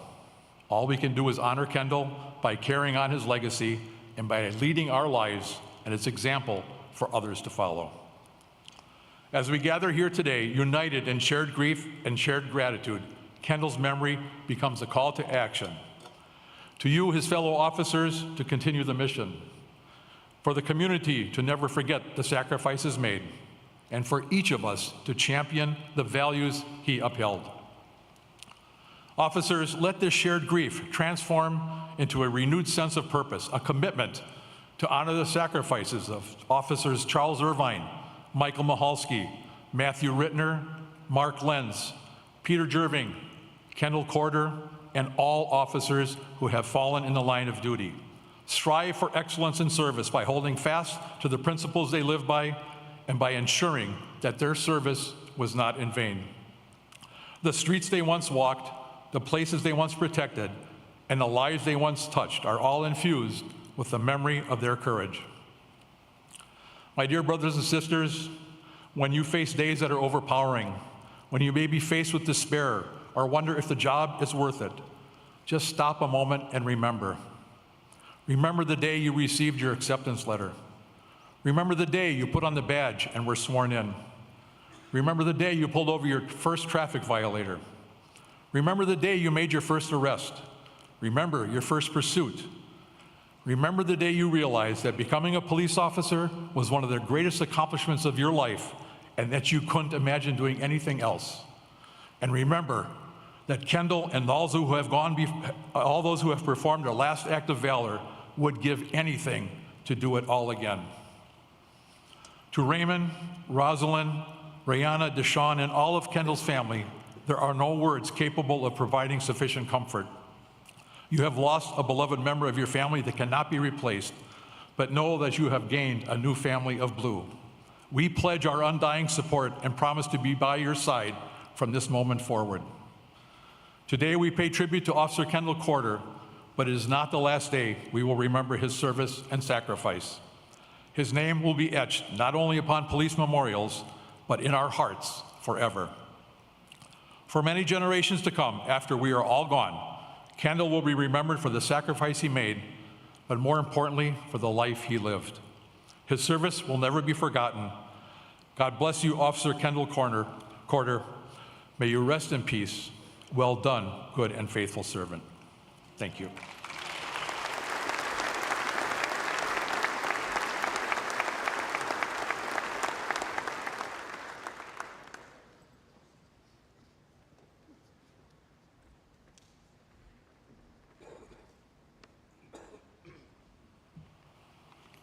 Good afternoon. Thank you for coming, everybody. I want to thank you for that. A special thank you to Kendall's family. Thank you for your friendship. I was fortunate enough to meet Kendall.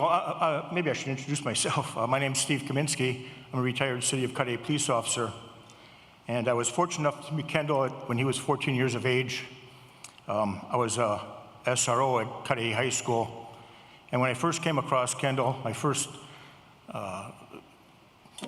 contact with him, I was in awe just by his physical stature. Kendall, for those of you that don't know, when he was a freshman in high school, he was about 6'3", 220 pounds, but had just a fantastic smile. It was a contagious smile when he walked into a room. I watched Kendall grow up over a 4-year period. I seen him on a daily basis. And our friendship developed way, way more than any other student I ever had contact with. From our first meeting, we developed that friendship. And he would often come to my office, and we would talk about his daily activities, his school day, his desire to better himself academically, and his desire, great desire, to ultimately play sports at Cudahy High School. He wanted to represent the high school. He wanted to do that with honor.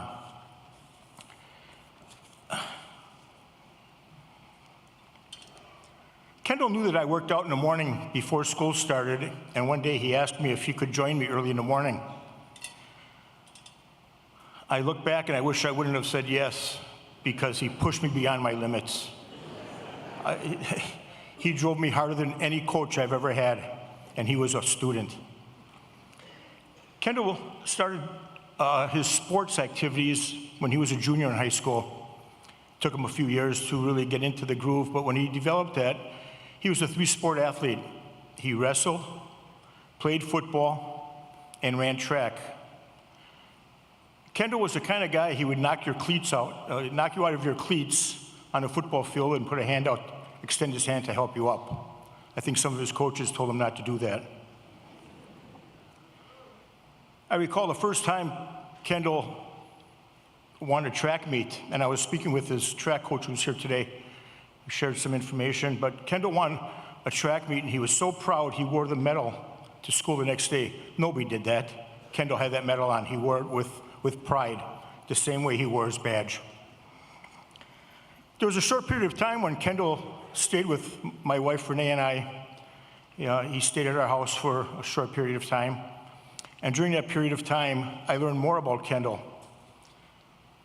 The respect that he showed while at our house and his willingness to help around the house, I never imagined that would happen with a young student like that. He showed nothing but respect. I didn't want to share this story, but the last day Kendall stayed with us, I was driving him to school. Him and I were going to go to school, and he packed up some of his belongings, and as we were leaving, he said, "Officer Kaminsky, I'd like to say goodbye to your wife, Renee." And I said, "Yeah, okay." And I went to the bedroom. Renee was getting ready for work, and Renee walked out to the kitchen. And I went into another room for whatever reason, and when I came back, Kendall was giving a big hug to my wife. And I looked at him, I said, "Kendall, I'm still here." That entire school day, he approached me like 3 or 4 times and says, they used to call me OK. "Hey, OK, I was just saying goodbye, right?" I sure hope so. Kendall left school, graduated, and he went on to junior college. And we still had some contact, not as much as I would have liked, but we did have contact. And he called me, and he expressed that he was very interested in law enforcement. He wanted to become a law enforcement officer, and asked me my thoughts on that. Asked me if he could use my name for a reference. Without hesitation, I said yes.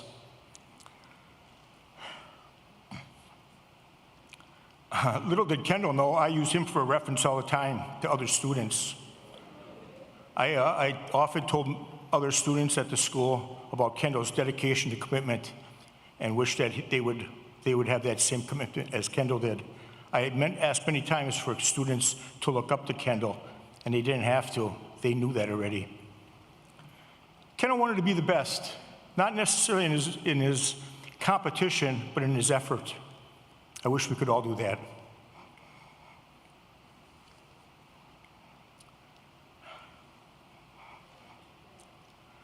To my brother and sister, first responders, all I ask is that you stay safe. Stay alert and be careful. Thank you very much.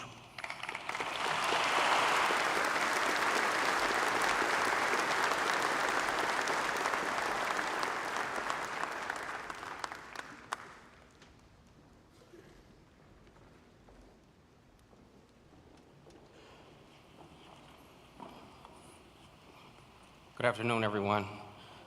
I'm Detective Keith Miller.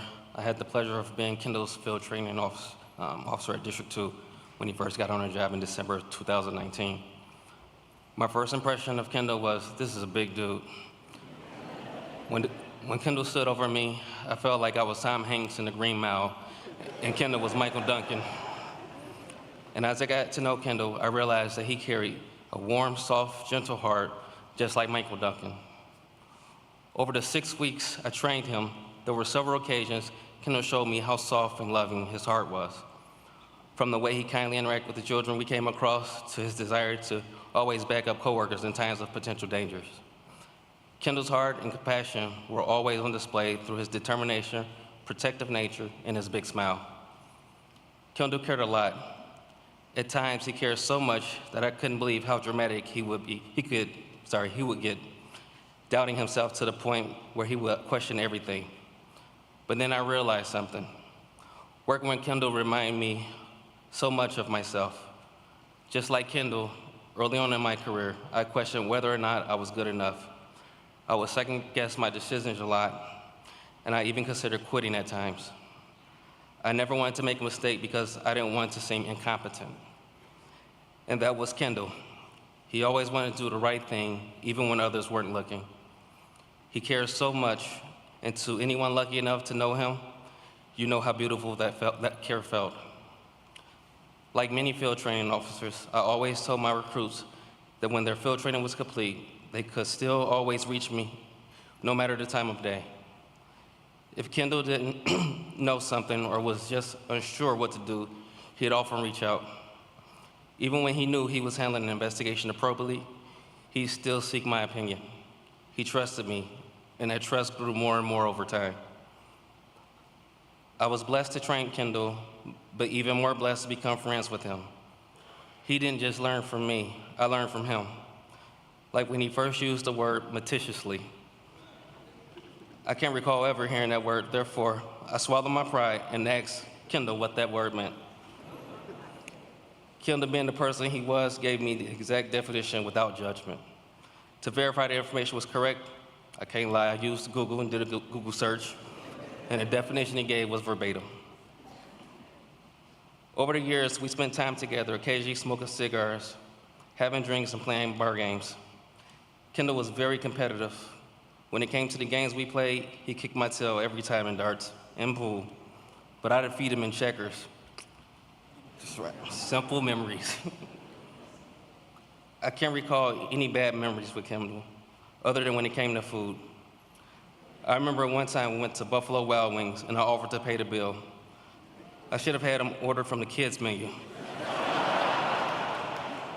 Because once he knew I was paying, he ordered approximately 20 wings at regular price. Kendall would take the shirt off his back to warm others. Some of the news stories this past week have helped highlight how impactful Kendall was in his community. He was a hero before he even put on the department's uniform. And although Kendall is no longer with us physically, spiritually, we know that he and other fallen officers are watching over us, all as they guard heaven's gates. Sorry about that. Kendall was a hero. Kendall is a hero. Our fallen officers will always be heroes, and they will never be forgotten. Before I conclude, I want to acknowledge another hero, Police Officer Christopher McCray. You are a good man and a true friend of Kendall's. You are in my prayers, and if you feel like you did not protect Kendall, I can assure you that everyone here begs to differ. We are grateful for your heroism. You gave your brother a chance to live despite impossible circumstances. I say this from the bottom of my heart. I'm overjoyed that you were able to make it home, and we are all so grateful that you are in Kendall's life. I hope that when the time is right, you will share some of your memories of Kendall with others. Please remember that you are not alone. To finish, I would like to say rest in peace, Officer Kendall Corder. I promise I wrote this as meticulously as I could for you. I love you, my friend, and your memory will live on forever. Thank you.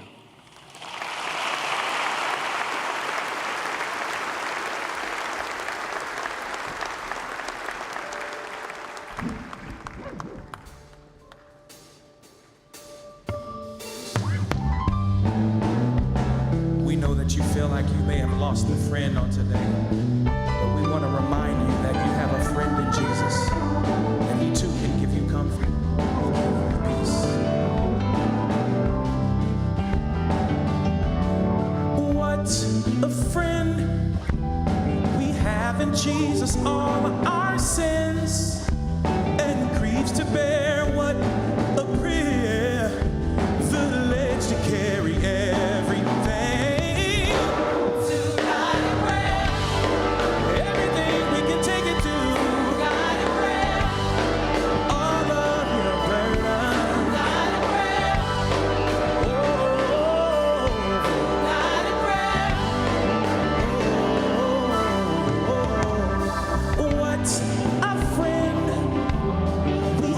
Jesus.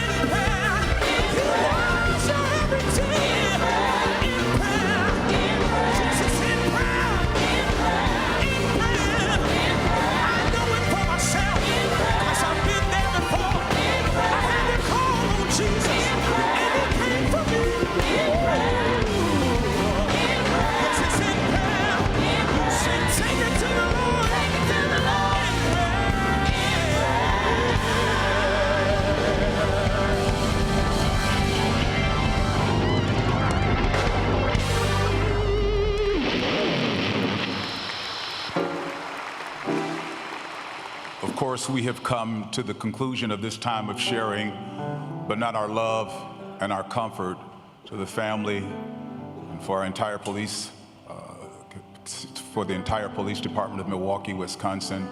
We want to continue to undergird you in prayer and to hold you up in these difficult times.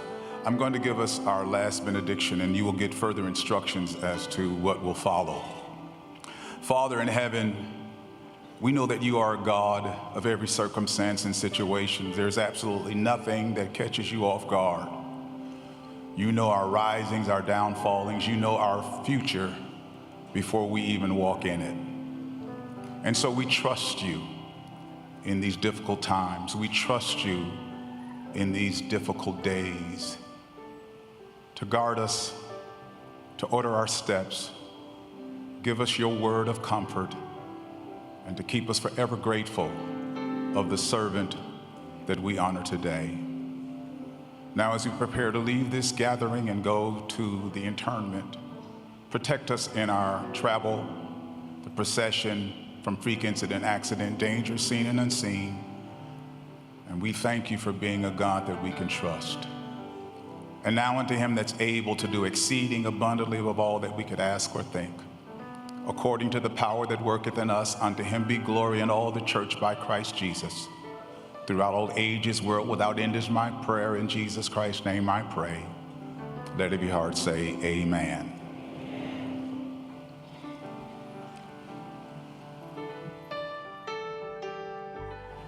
I'm going to ask those that will give instructions to thank you for giving us our next step. Thank you.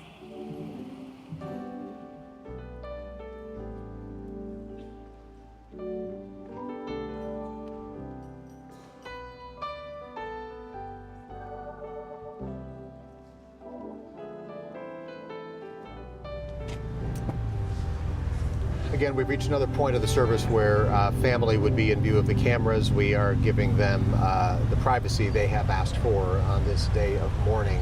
So we will now move to our camera outside where the honor guard is stationed. The next thing we expect to see is a procession coming out of Elmbrook Church, including the casket of Officer Kendall Corder. And you've been watching the funeral services for Officer Corder for the last hour and a half or so, and we learned so much more about him. Words like hero.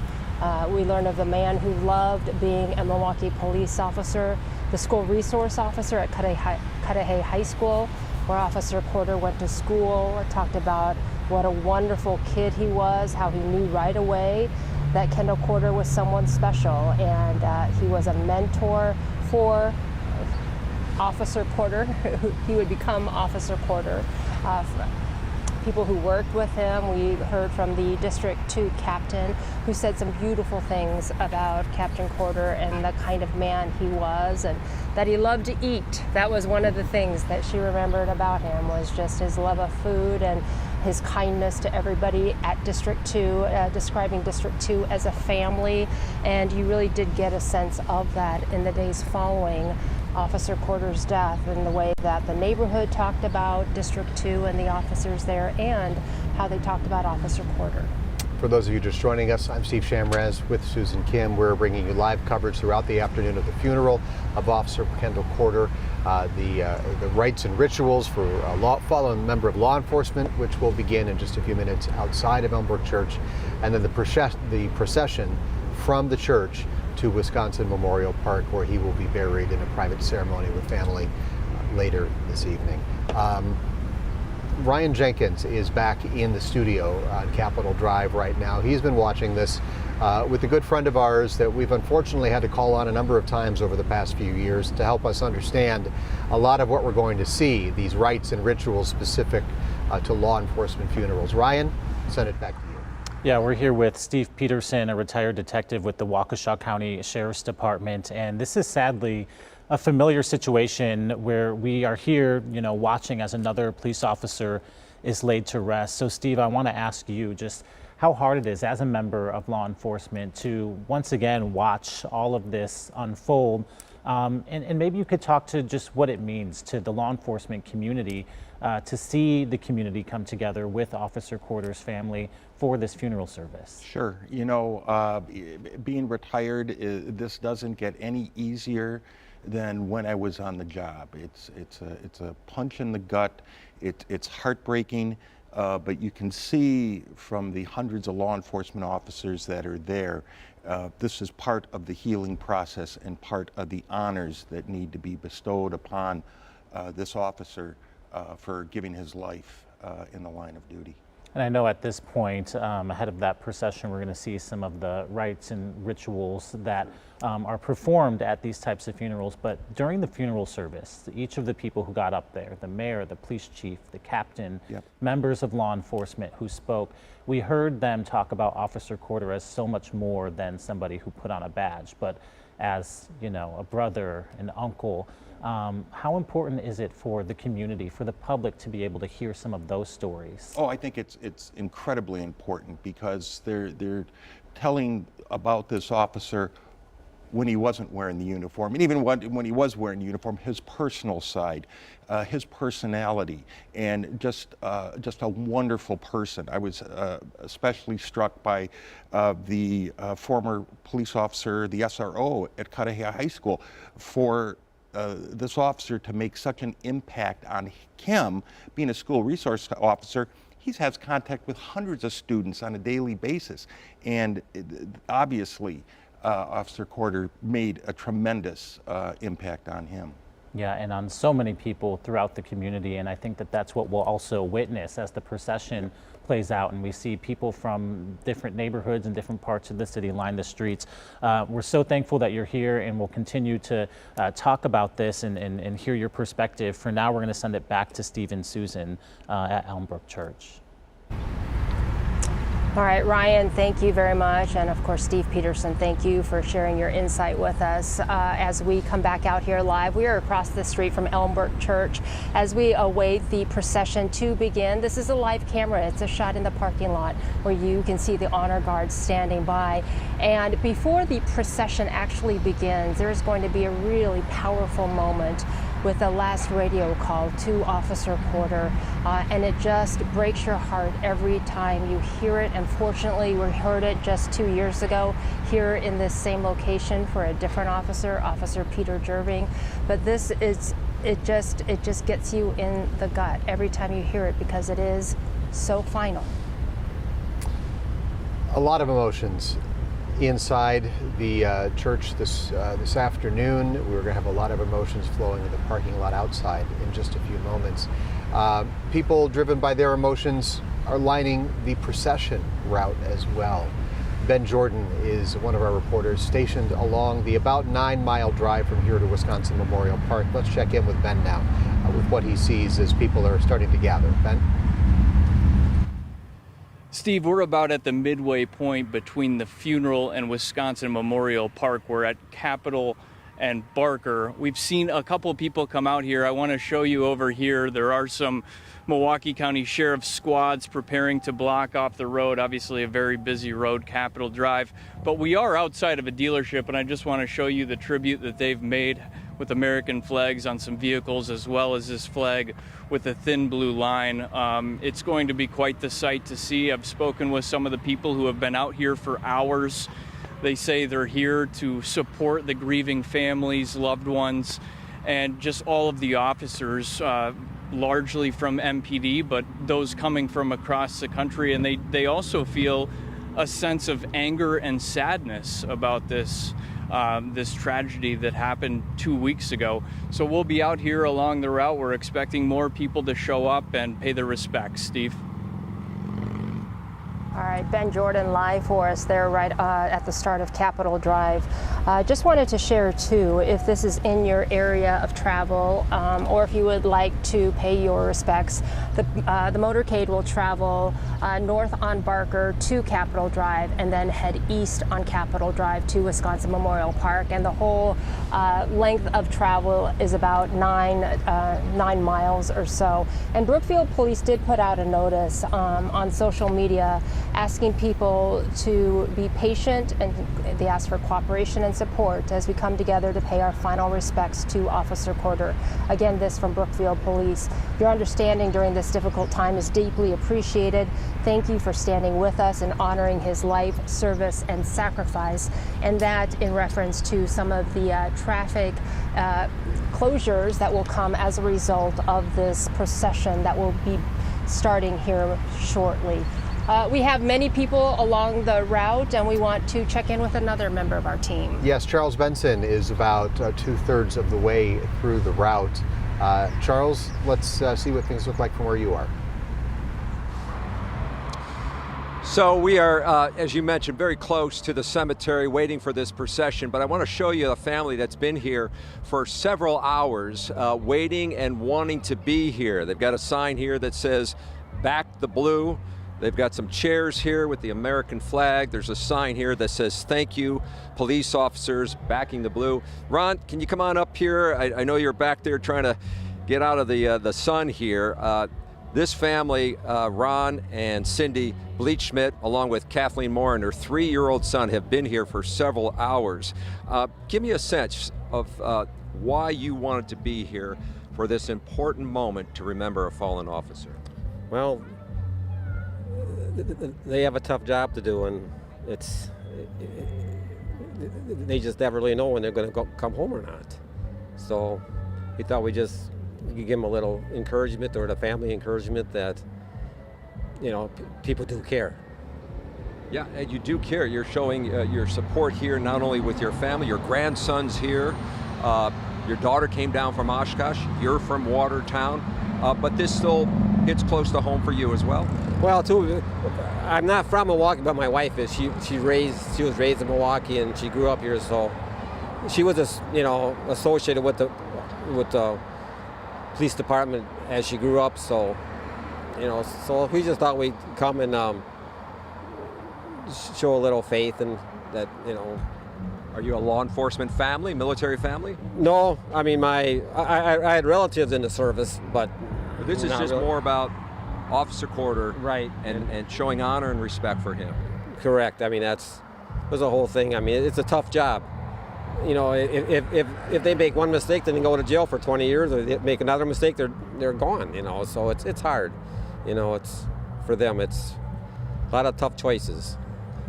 Ron, we appreciate your time here. We do expect more people here as that procession begins. It's been a tough afternoon. We've dodged some raindrops as well, hot and humid. We're next to St. Dominic's Church, which is also having their church festival. They do plan to put things on pause once that procession starts to make its way here. I'm going to send it out to my colleague, Jenna Ray, who's also along the procession route. Hi, Charles. We're here just off of Barker Road, about 3 miles from Elmbrook Church. We're in a neighborhood, and I'm here with Todd. Todd, you live in this neighborhood. Tell me a little bit about why you're here with your son today. Yeah, we wanted to pay our respects to a fallen officer who gave the ultimate sacrifice to protect our communities and to protect our children, and hopefully show his family and his peers and other officers that we appreciate what they do for us. We were kind of talking before this interview, and you mentioned how you saw in 2023 Peter Jerving's procession go by this very route. Tell me a little bit about what that was like for you. Yeah, it was sobering. At the same time, reassuring to see officers support each other, first responders support each other, and the community that we all have here come out and support people that support us every day. And oftentimes, I think they unfortunately don't get to see that we appreciate them and we care about what they do for us. So it's an opportunity for us to show them, and also to show our kids that we should appreciate folks that give so much to help us. Yeah. We've heard the word community a lot recently, and you guys don't live in Milwaukee. This is a fallen officer that happened in Milwaukee. So why does it mean so much for you to be out here in Brookfield supporting them? Well, Brookfield is part of Milwaukee, right? I mean, it is down the road. We spend a lot of time there. I work there.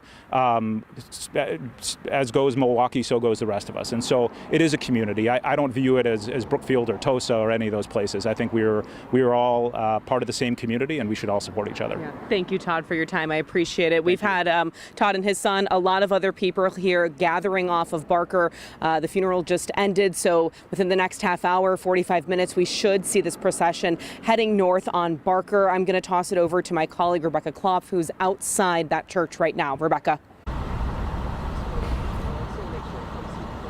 Thanks, Jenna. Yeah, I'm standing outside of Elmbrook Church. There's actually a park directly across the street. As you can see, the entrance to the church behind me and the flag.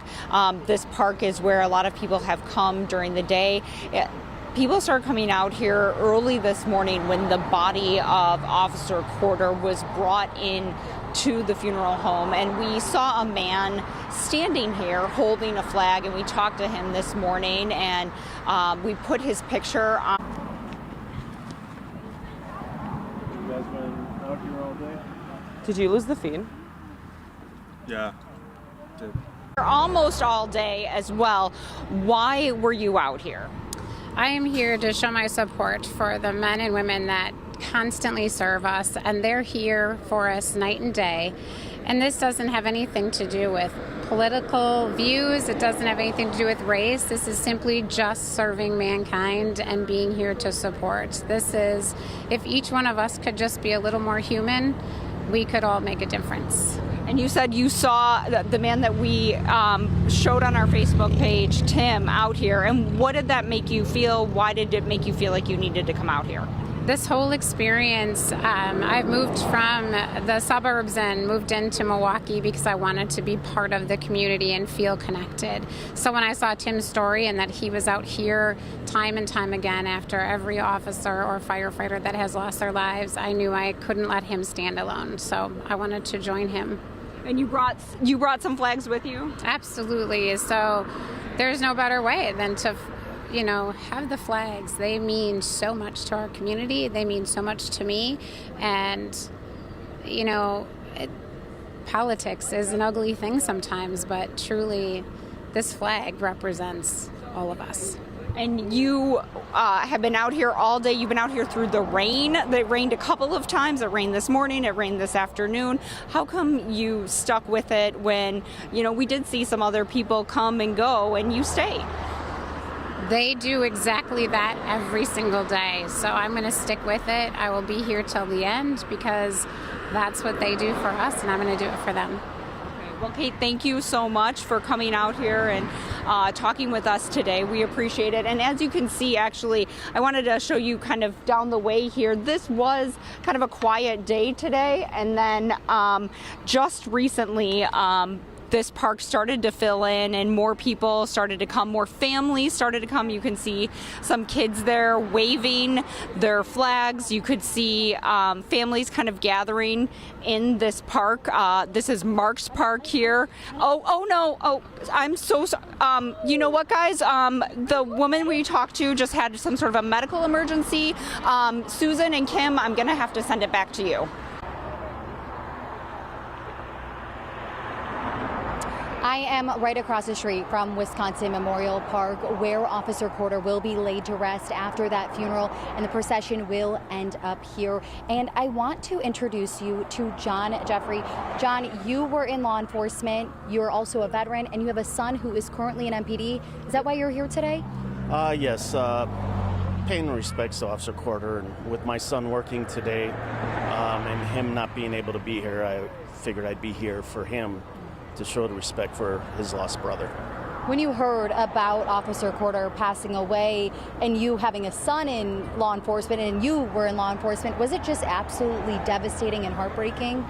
It was heartbreaking and scary for the fact that my son was actually working the same night, and I sent him a text after I heard what happened, and it took him about 20 minutes to answer me back, and it was the longest 20 minutes of my life. So yeah, it was devastating. It's hard to explain the feeling. Even though I never met Officer Corder, it just, to me, he's family, and it hurt. Mm-hmm. Now, you were here for Officer Jerving's funeral. It's something you said you shouldn't have to be here for, but you're happy to be here to support them and show your respect. But talk to me about being here again. 2 years ago, I was standing in the exact same spot for Officer Jerving, and I never thought I'd be here so soon once again.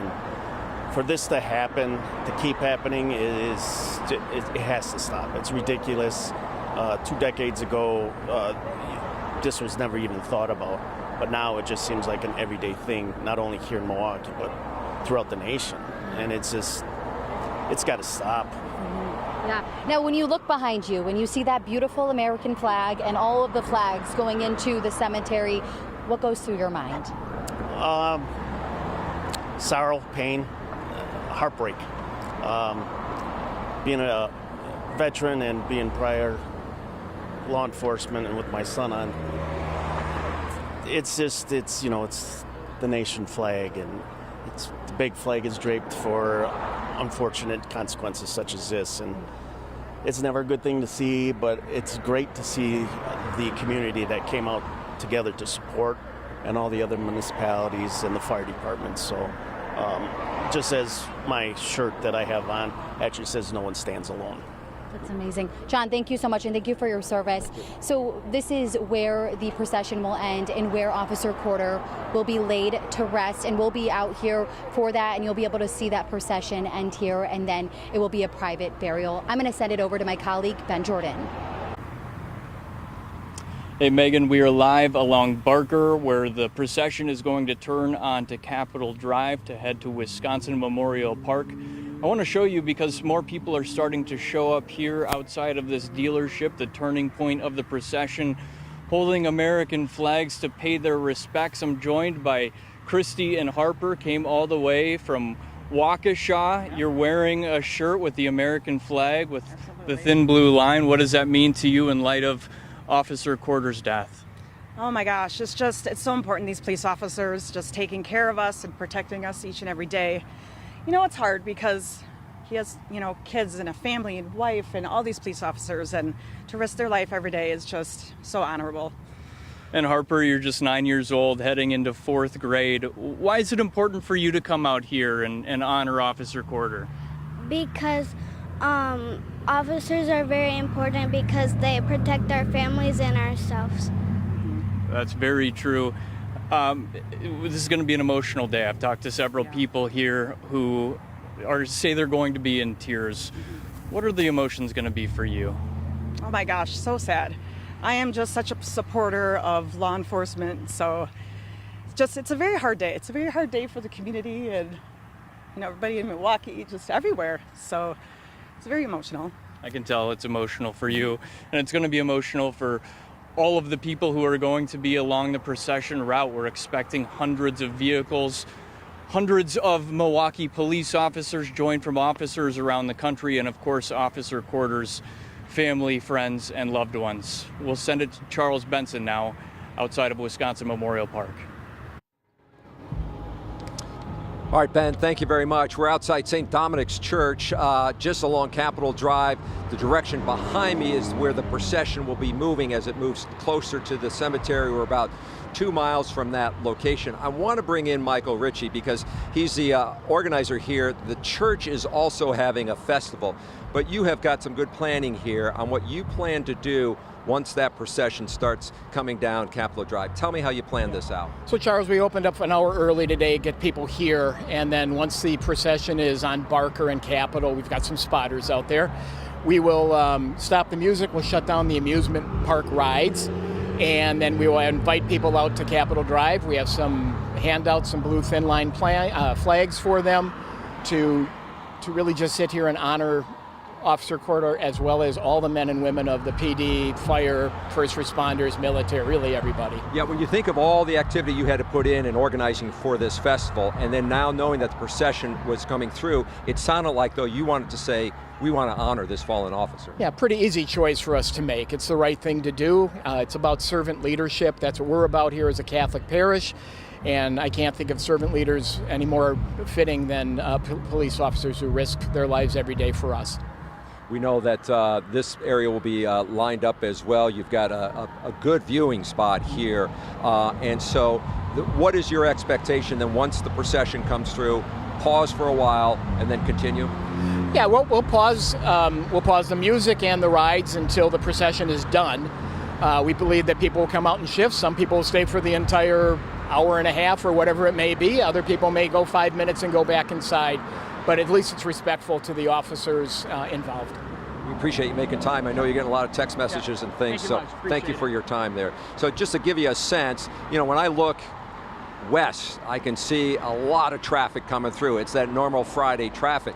But once that procession comes through, this road will be off limits to traffic, and that's when we'll see all those cars, all those officers who are here to honor Officer Corder. I'll send it back to you, Susan and Steve, near the church.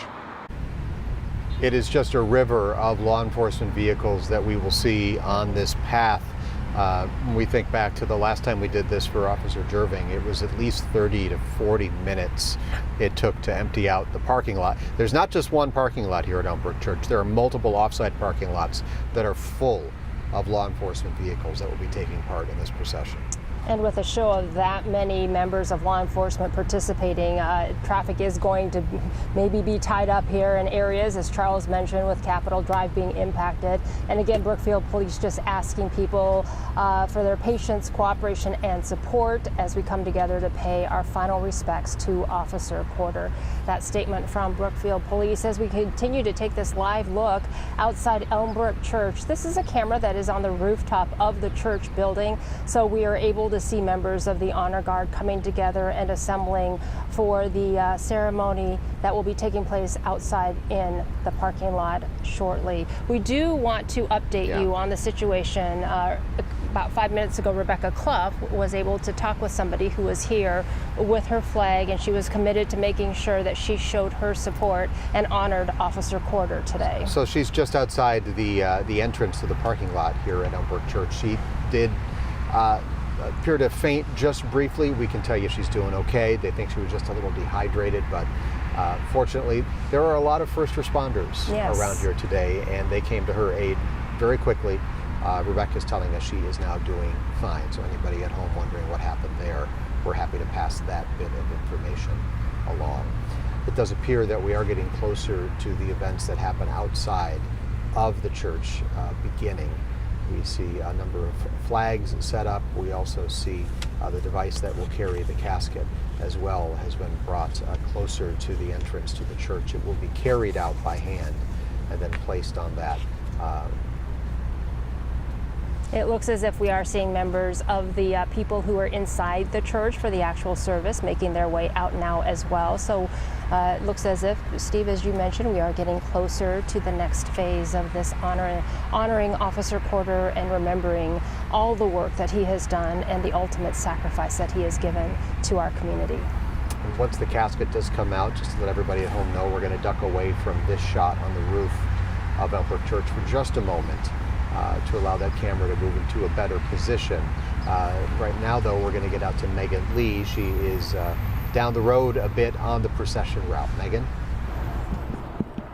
Yeah, Steve, Susan, right now I'm across the street from Wisconsin Memorial Park where Officer Corder will be laid to rest, and people are starting to gather to show their respect and basically say thank you to Officer Corder and officers everywhere. I'm going to take a step to the side so you can see what Wisconsin Memorial Park is looking like right now. This American flag hanging with the 2 fire trucks holding it up. It's one of the most beautiful yet heartbreaking sights I've seen. You have American flags lining the entrance to Wisconsin Memorial Park to honor Officer Corder as his casket will make its way into the cemetery for a private burial. This flag, I was just speaking with a man named John who was in law enforcement, has a son in law enforcement, and he said when you see that big flag hanging, you know it's something heartbreaking and sad. It brought chills to me just to hear him say that. You know, he's been here in the same spot when Officer Jerving was buried here as well, and he didn't want to be here again, and he is. It's just a very heartbreaking day for law enforcement everywhere. It's something that, you know, when they walk out the door every day, this is the risk that happens and they have to take to protect us. And so people are here to pay their respects for Officer Corder, and that procession will be making its way here where Officer Corder will be laid to rest. We're going to be talking to more people just about why they're here, what called them to be here, and just why they want to show their support for law enforcement. I'm going to send it over to my colleague, Jenna Ray. Road about 3 miles north of Elmbrook Church, and within just the last half hour we've seen multiple people coming out of their homes, coming out of the neighborhood. A lot of these neighbors, unfortunately, have done this before. I talked with several people who you see on this corner of Tennyson. We have talked to them, and they say that they were out here and vividly remember February of 2023 when Officer Peter Jerving's procession went by this same route. As you can see, there are kids, a lot of kids out here. They have flags, the thin blue line flag. A lot of them made signs that say "I Heart MPD." A lot of the kids that we talked to just a few minutes ago really excited to be out here, and parents telling me it was important and almost crucial for them to bring their kids out here to experience the procession and really appreciate and honor both Officer Corder and the Milwaukee Police Department, as well as law enforcement across our region. One woman who I talked to earlier today, she brought her 2 therapy dogs. They're not out here right now. They must have been going for a walk. She did tell me that it was a little hot for them, but she had 2 golden retrievers. Oh, I see them. We're going to show you right now. 2 golden retrievers. That's Jill. We talked to Jill earlier today. That's Kobe and Jordan with her. They're therapy dogs. She brought them out here because she knew that this was a tough day for a lot of people in the neighborhood to have to see this again, and for our community. She got a little teary-eyed when she was talking to me just about being out here and what it means to be present here watching this procession as it goes by. We talked with Kobe and Jordan as well. They were very friendly and definitely therapy dogs, and I think they were kind of calming the vibe around here as well. So again, we are out here. The procession expected to happen any minute now. We should be seeing them come from this direction, and we'll be able to bring you that live coverage as it comes. Susan and Steve. All right, Jenna Ray reporting live for us. Jenna, thanks so much. We continue to take this live picture. This is outside Elmbrook Church, and we're seeing a sea of law enforcement making their way out of the building. This is the congregation filing out of Elmbrook Church after the services were complete. Again, the beginning and the end involved family, and so we were not able to bring that to you live as they asked for privacy during those portions of the service. That has now concluded, and everybody is now filing outside for the police honors to be rendered. We're going to see a number of things happen here once everyone has established themselves. The honor guard there has been waiting the entire time, but this is going to be a very, if you thought there was emotion at the lectern inside the church, you're going to see some very emotional moments outside as all of this gathered law enforcement gives their final salute to a fallen officer. We heard so many wonderful things said about Officer Kendall Corder. He was 32 years old. He had been with Milwaukee Police for 6 years, and he loved being a Milwaukee police officer. Those who knew him today during the service talked about just what a wonderful person he was. His captain, for a short time, Captain Mejia, saying that he was the definition of what a best friend is, calling him a gentle giant, making sure everybody knew where his grandmother lived to make sure that she was safe, and to share just how important she was to him and his life. So those were the kinds of things. He cared about the people around him. He cared about his fellow officers at District 2 and loved being a Milwaukee police officer. I feel as if I heard that so many times through the speakers this afternoon during the funeral service, that we heard just how much he loved the city and wanted to be a police officer. I was struck by the words of Chief Norman, not just the words, but the emotion that we heard from him. You could sense from Chief Norman the burden he is carrying as the head of a department that has now lost 6 officers over the last 7 years. And that is almost unthinkable thing for anyone to have to carry. And the chief still has to motivate the men and women of the Milwaukee Police Department to go out and do this on a daily basis as they look around and see that there are 6 people who were there 6 years ago that are no longer with them. I think Chaplain George Papacristo said something that really struck with me as well, as just, law enforcement called to the scene to take care of so many things, whether it's responding to a shooting or a concern or a reckless driving incident. And he said, but who takes care of the officers? That was such a powerful question. Who takes care of you? And so in this difficult time, the words of just how Kendall's wish was to protect our community through our work, I think was a powerful message to many of the law enforcement officers who were there at the funeral services today. I like that after the chief spoke, they re-rolled that bit of video that they put on social media last Monday, I think. They put that on Instagram. The video of Kendall Corder beaming and speaking to a new class of recruits at the academy, saying the words, "I love being a police officer."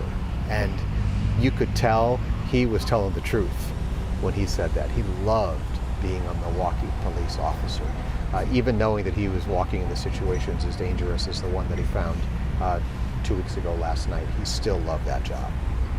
Well, the school resource officer at Cudahy High School, where Officer Corder went to school, talked about just what a wonderful, wonderful kid he was. And you knew right off the bat that he was someone special, and then how touched he was when Kendall Corder asked him about becoming a police officer himself. Also mentioned how big of a dude he was. Mm-hmm. We heard that a lot. Giant, yes. An imposing presence, but a gentle giant. And he chose to put his size to use. I imagine his size helped de-escalate a situation once or two. When you see a unit like that walking up on you, everybody calms down just a little bit. Again, this is a live look outside Elmbrook Church as we await for members to continue to exit the church following the funeral services today for Officer Kendall Corder. There will be a powerful moment in the parking lot there where there would be a final call to Officer Kendall Corder, as you see members of law enforcement really throughout not only Wisconsin but from around the country gathered here in Brookfield, Wisconsin to honor a fallen Milwaukee police officer.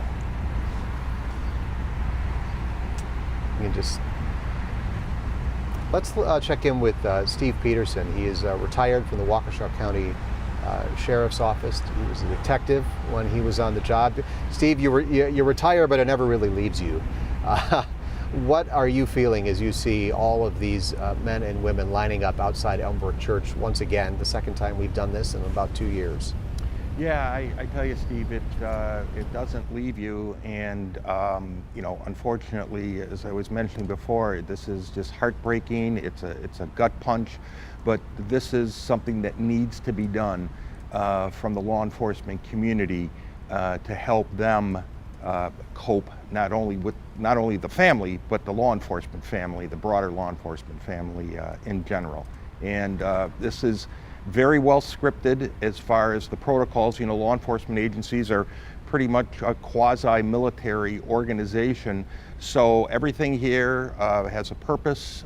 You're seeing the officers that have been exiting the church there lined up in a formation, and this whole process is all part of the healing. I mean that seriously, part of the healing for the law enforcement community. Steve, I'm curious as to your thoughts about the message during the funeral services about these men and women who go to work every day and want to go home at night when they are done with their shift. And when one of their brothers or sisters does not come home, where do you find the strength to go back to work the next day? Well, it certainly is difficult, and you rely on your support systems, your brother and sister officers to help as a coping mechanism, but also that this is the job that I signed up for, and if not us, who's gonna go out and do the job? So it's a very harsh reality that all law enforcement officers deal with on a continuing basis and on a daily basis.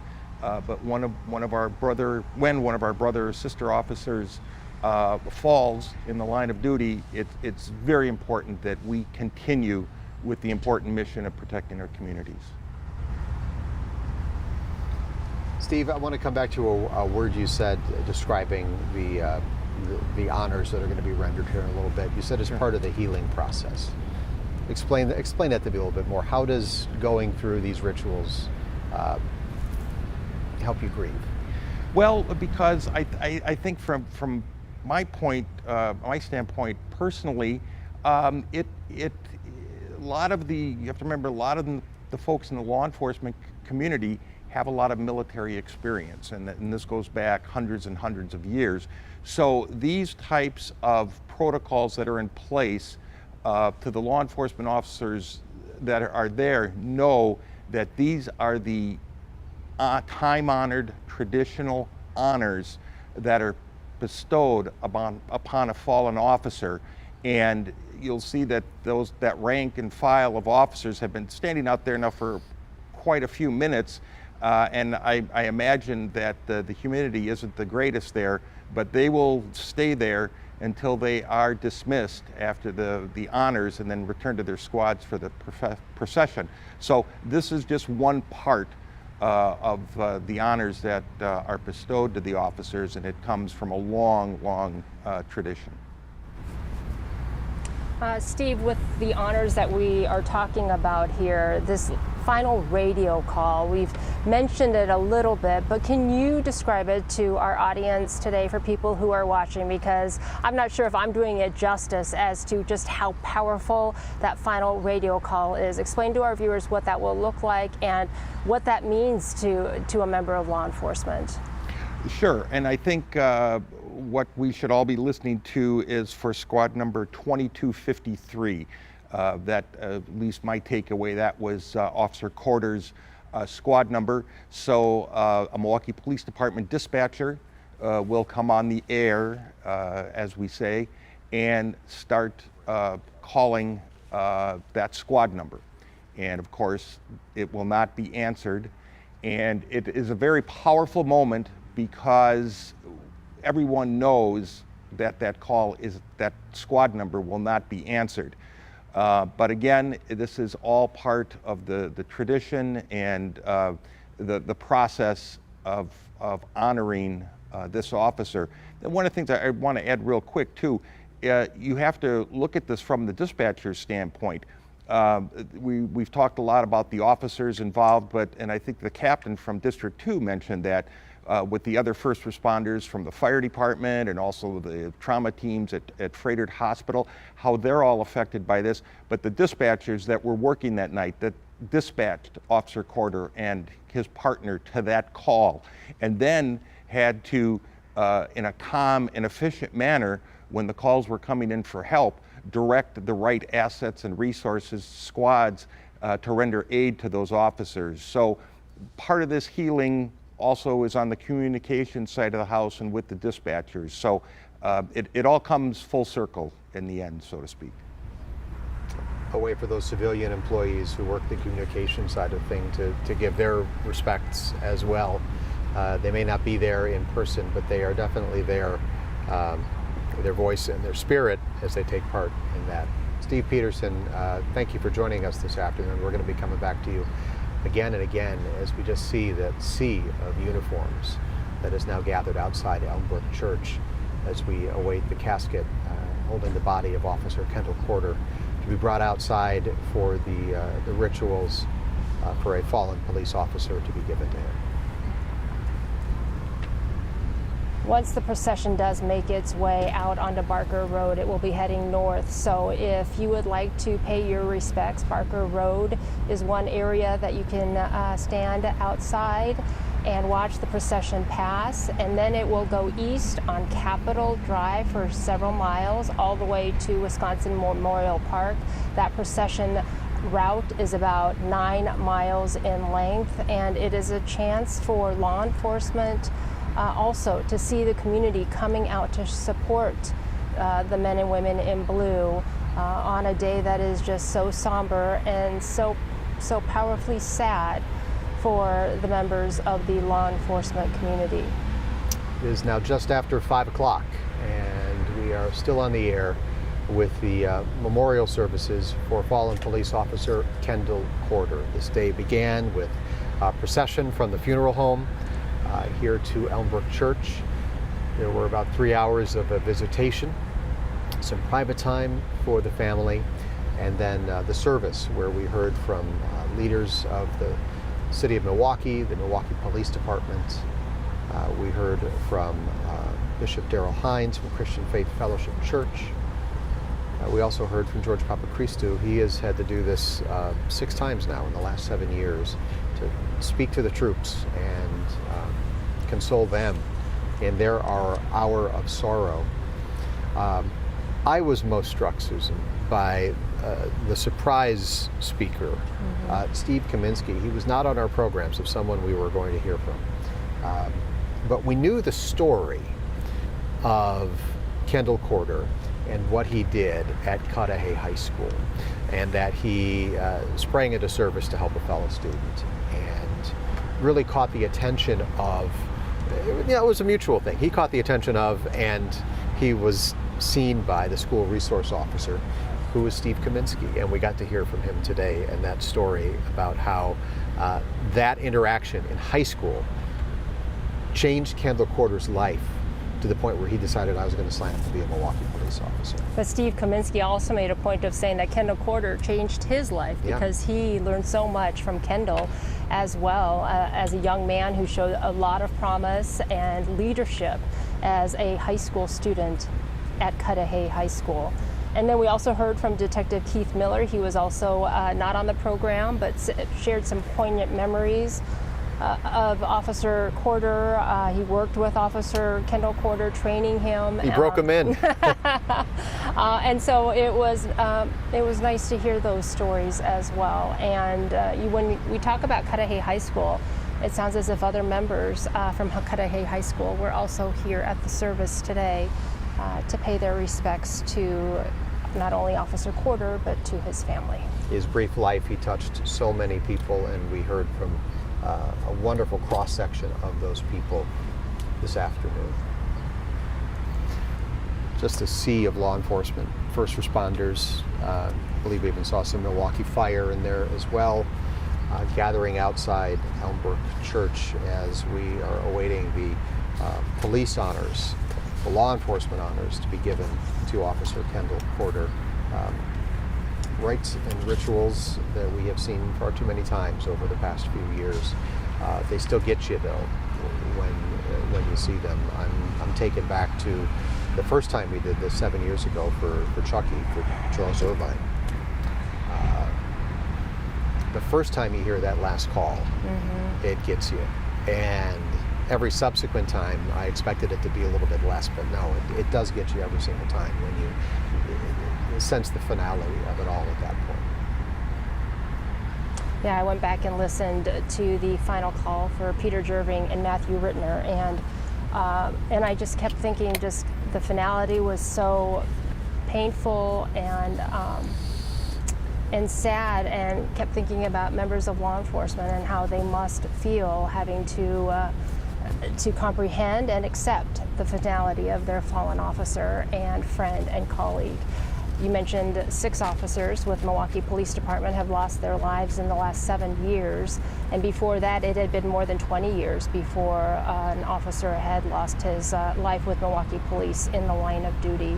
So this has become, in the words of someone I talked with, a very sad ritual in a way, as we honor and remember Officer Corder today, and we see that black tape across the badge as a sign of mourning. As the Sheriff's Honor Guard joining all the other law enforcement gathered this afternoon. We're still awaiting the casket to be brought outside from the church. We were told the family was going to want some private time. So much of this is for the public in one respect, but for the law enforcement family. And they're really trying to balance things today between giving his blood family the time they need and the space they need, and then making sure that he gets all the attention that he deserves for being a fallen member of law enforcement. So that's why things may be taking just a little bit longer than normal today, because we're trying to balance the family's wishes with what comes when you lose a police officer in the line of duty. And we heard from Milwaukee Police Chief Jeffrey Norman during the service today. I had a chance to talk with him earlier in this process here, and he talked about how important the family's wishes were to him and the department. He said family comes first. Whatever Kendall Corder's family wants is what they will get, and they are asking for privacy, and of course everyone is happy to grant that privacy to the family so that they can grieve with each other. They did share a statement though as part of the funeral today, and I just want to read that. The statement from the Corder family would like to extend a heartfelt thank you to everyone who has helped and supported them during this very sad and difficult time. Your support has meant the world to them. So they are seeing the support and sharing their message of appreciation for it.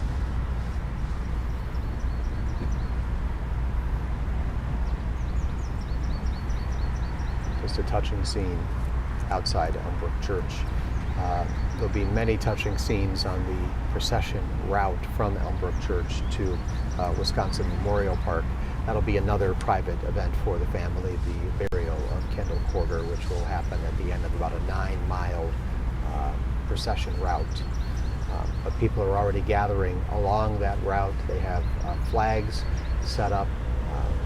There's a large cluster of people just outside the entrance to Elmbrook Church. They have been there for a good portion of the afternoon. It is, for as warm and rainy on and off as it has been, it is a nice summer day, and there's a good cluster of people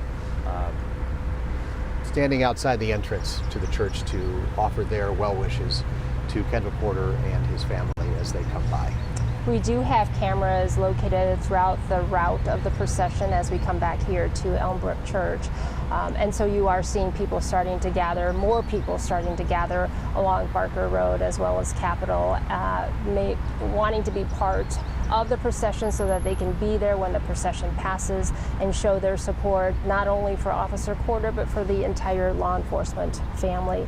You know, and as we look at this sea of law enforcement officers in the parking lot here at Elmbrook Church, you're just reminded about the fact that law enforcement from all over the country traveled here to be part of this event, to be part of the funeral services so that they could show their love and appreciation for their fellow brother and sister in blue.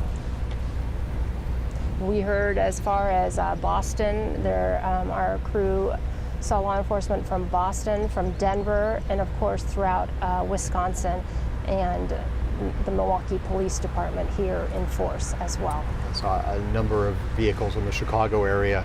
On my drive here, I got off 94 in Brookfield, and the park and ride right there, you could see a number of the vehicles staged, waiting to come on over. Another look inside Elmbrook Church right now. Not exactly sure what we're seeing from inside the church, but it's another perspective as we are awaiting the casket of Kendall Corder to be brought outside.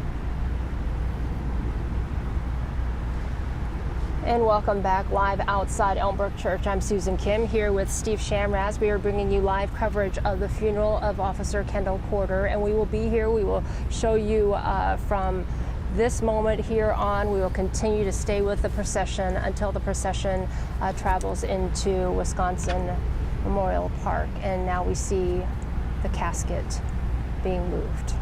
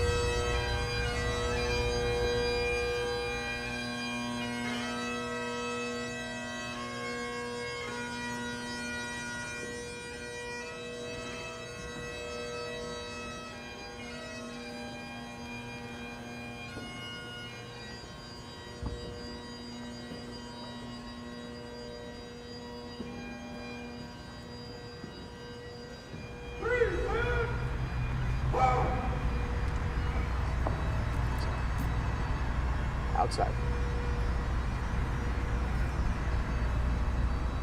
Go outside. Outside.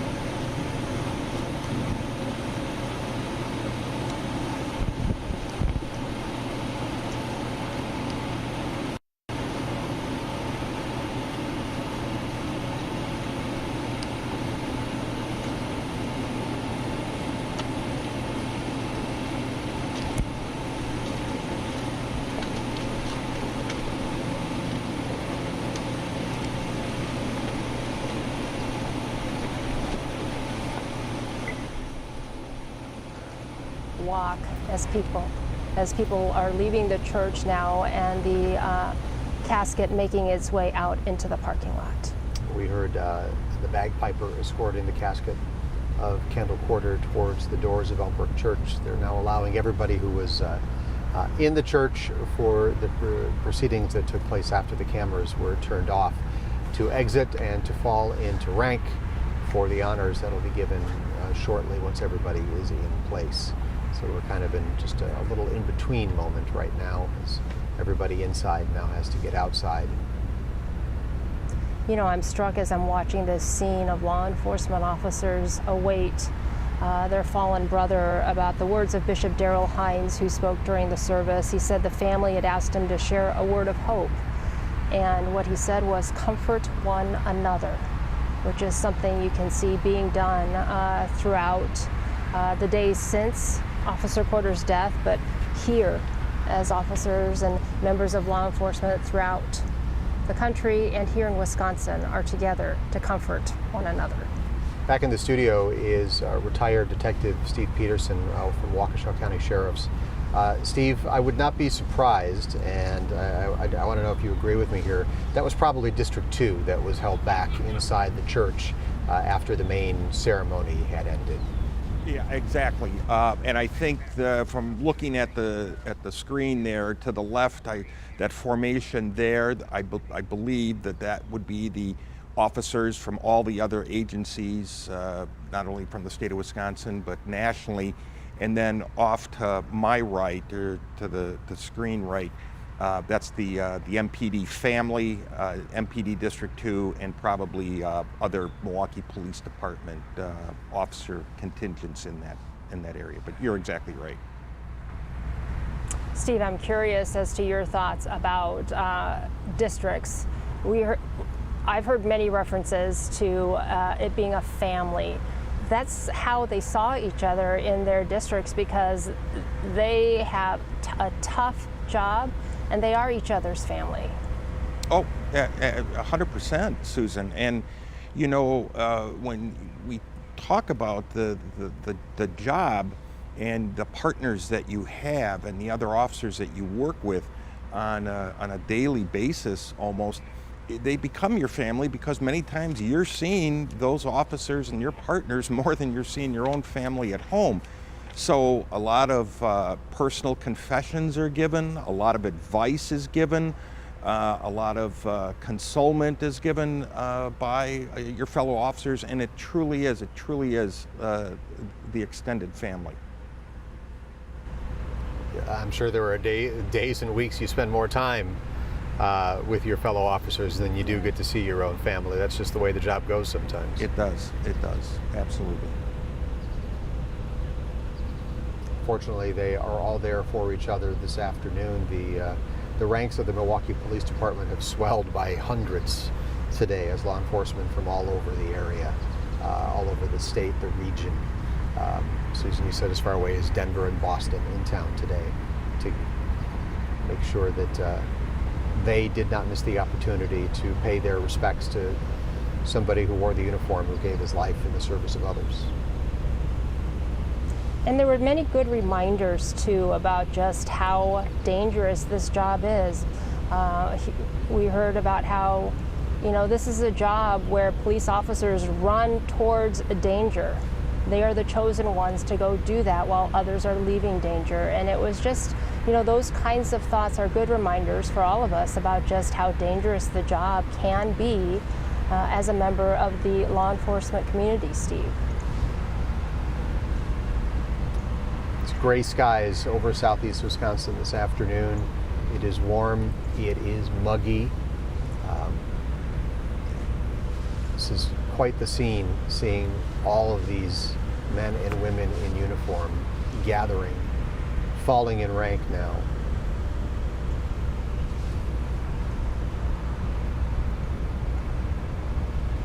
Moving in unison, in formation, for the next portion of the services to honor the life of Officer Kendall Corder.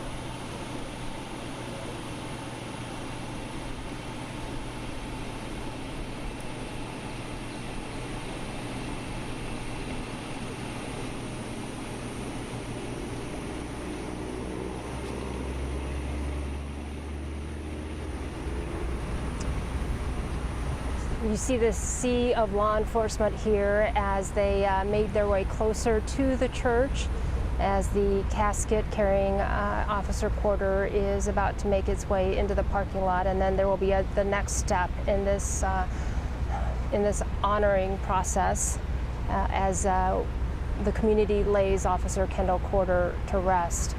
This next segment will be very powerful. It will be a final radio call where they will call Squad 2253. And that will be the squad of Kendall Corder, and there will be no answer. So this is a very powerful moment that will be happening here shortly. And as people who have now seen this happen 5 times in the last 7 years, telling you it's coming in no way prepares you for the call when it comes. It is quite a powerful moment. One other thing to pass along, you may have seen a stretcher moving outside the church on that live camera shot a moment ago. Rebecca Clough tells us somebody passed out outside the church and they were just tending to them. We'll let you know how they're doing once we get that information as well. But one person did go down from the heat outside of the church.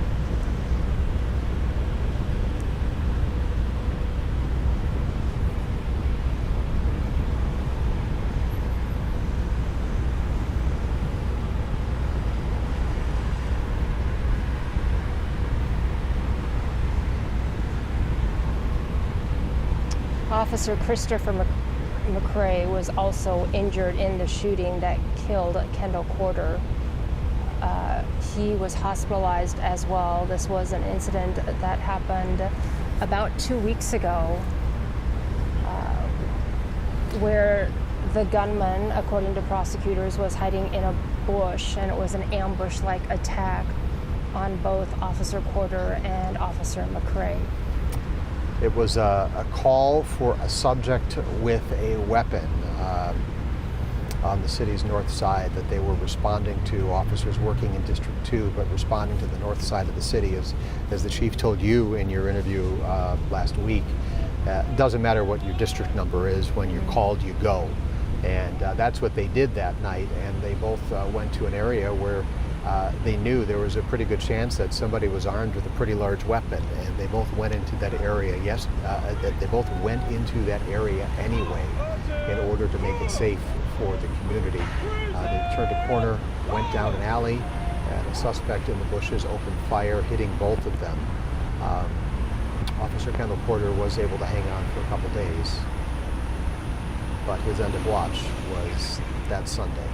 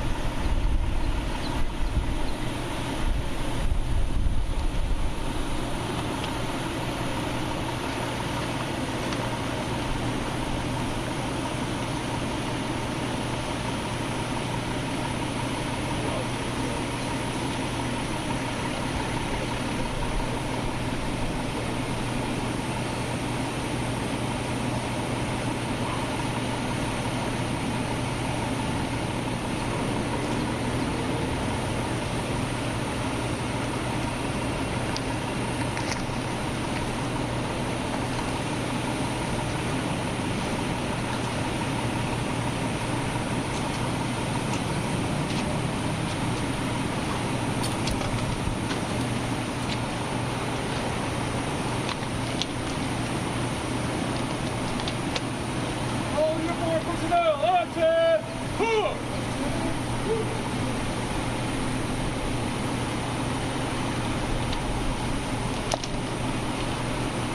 Freezing! Pull!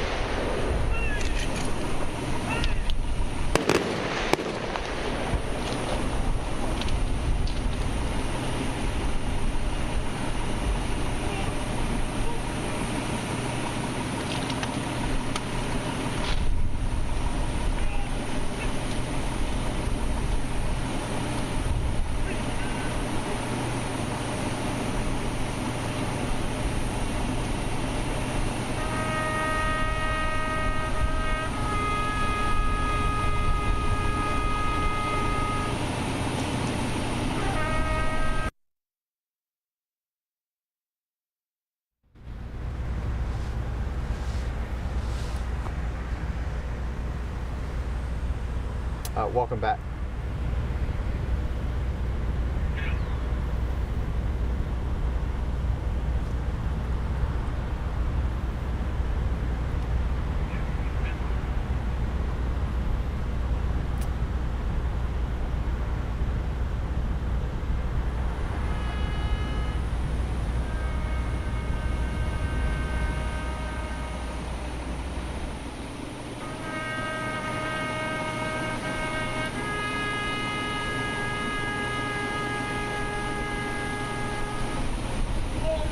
Personnel, order! Pull!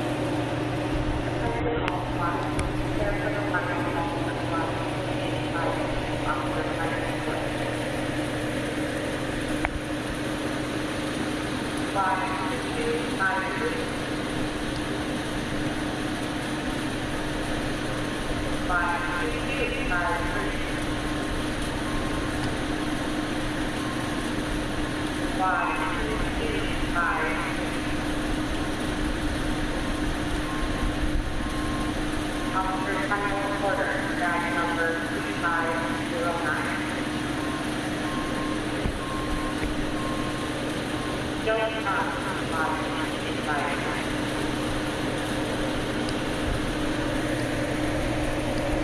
Additional bringing on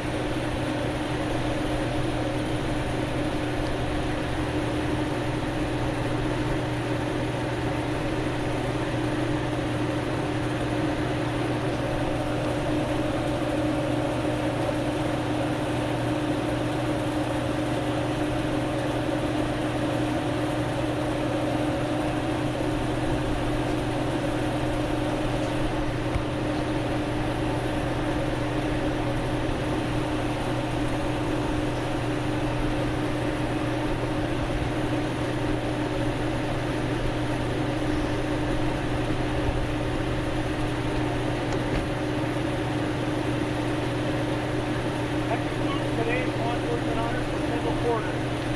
Pages 2 and 3 of your vehicles. Thank everybody for coming here. Help celebrate the life of Kendall Corder. Honor his service. And help his family. All law personnel. Again. Hoot. Again. Hoot. All law personnel. All out. All out.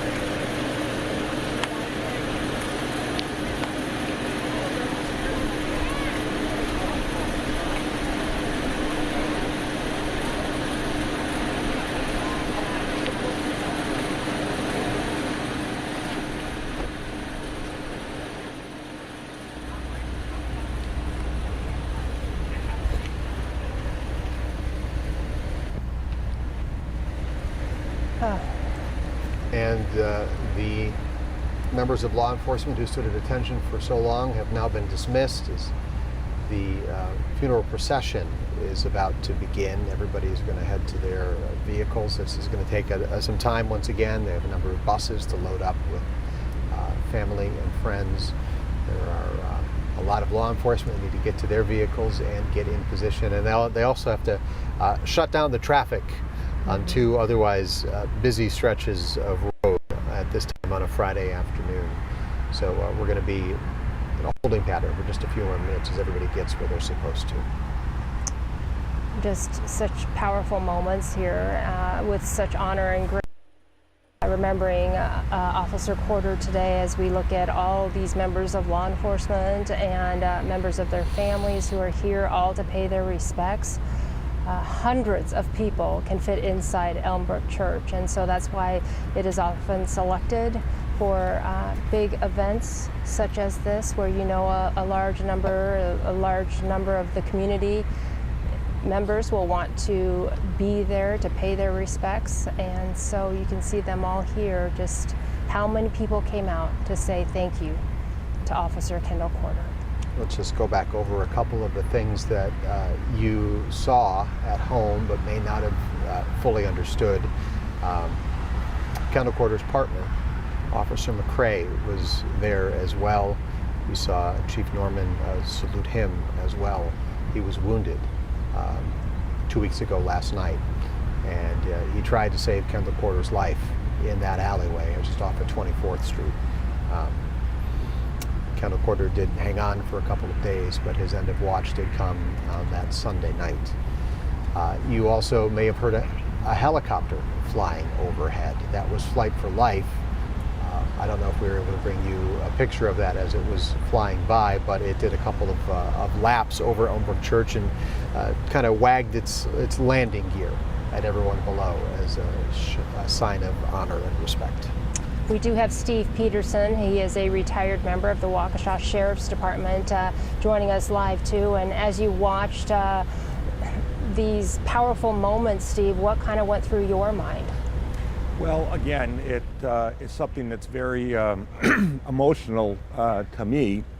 And inside the church, before the protocols took place outside, the bagpiper was playing Amazing Grace. And that's another honor that's given to fallen officers. And that's one that is very, very touching and hard for a lot of law enforcement officers to get through, so to speak, the playing of that.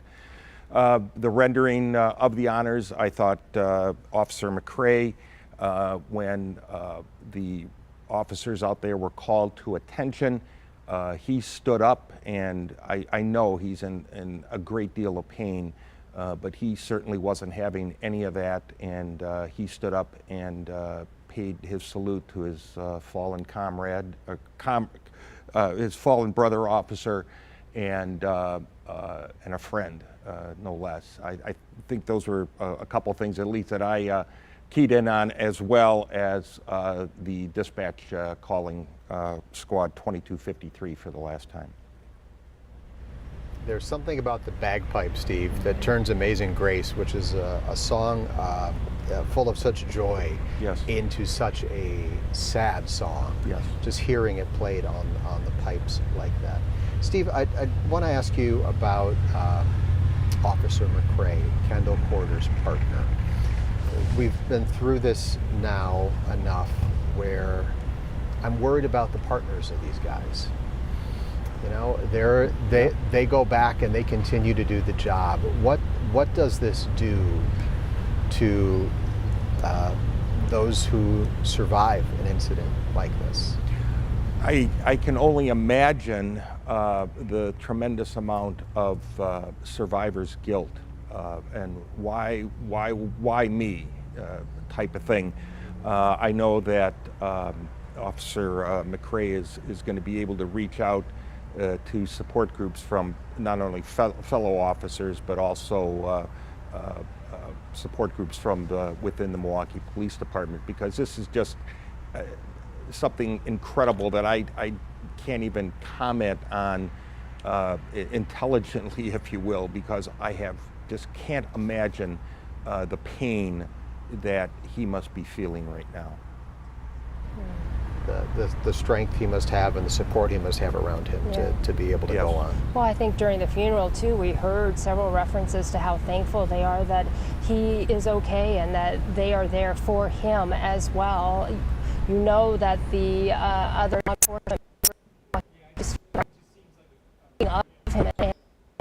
have told him that they will be there for him. They are there, and if he needs anything, I'm sure the Brotherhood will respond, Steve.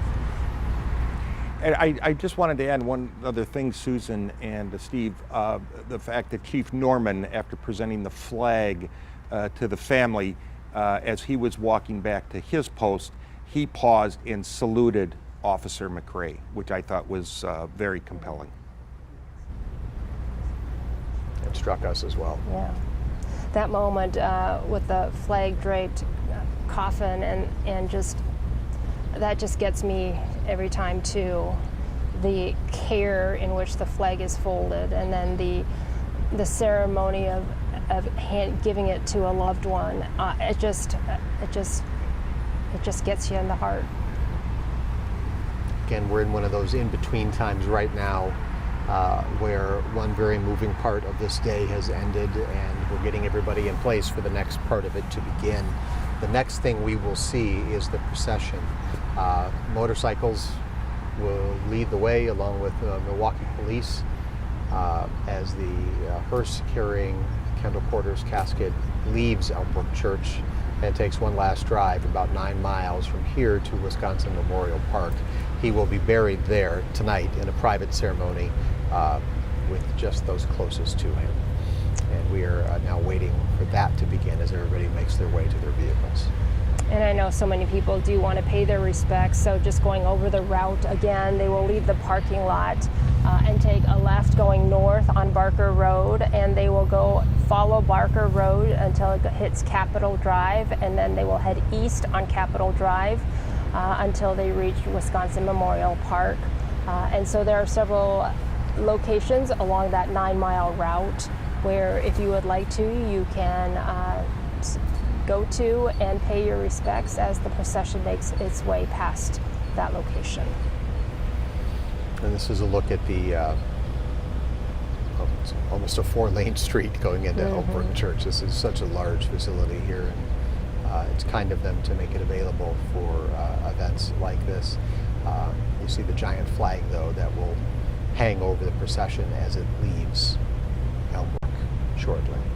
And we heard from so many people today who came out early because they wanted to make sure and be there, and they wanted law enforcement as they were arriving to see them showing their support for members of the men and women in blue. This is a live look right now from one of our cameras here. This is a Capitol Drive near St. Dominic's Church, if you know that area, and you can see people there are ready and they are set. They want to make sure and be there when the procession passes that location. And there are people gathered up and down the route as the procession is about to begin. The first vehicles leaving, and all traffic brought to a standstill, and it will be standing still for some time. We're seeing people waving their American flags, just waving in general as these cars, the front part of the procession makes its way. First vehicles in the procession, I imagine some of them may be starting to close down streets as well, so this can be kept as free of traffic as possible. Because it's still, from all appearances, there's quite a bit of work to be done to get everybody inside those coach buses and get everybody in law enforcement to all of their vehicles. So we still have a few moments to go before this gets started in earnest.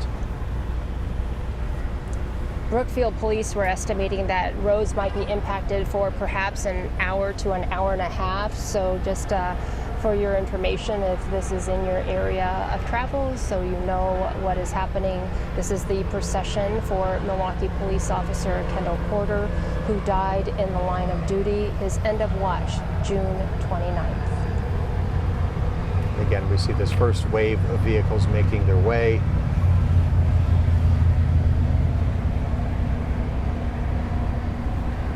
Every once in a while, Susan, I hear a rumble of a couple of motorcycles, thinking it may be the motorcycle squad's taking off, but then I remember, oh no, we do have a lot of Harleys in town this weekend. That's true. For the reunion ride. That's true. Again, we're going to be able to follow this group of police vehicles as they make their way. Much quicker, I would assume, than the procession itself will move. It's about 9 miles. Could take, as Susan said, a half hour up to an hour to get everybody from here to there.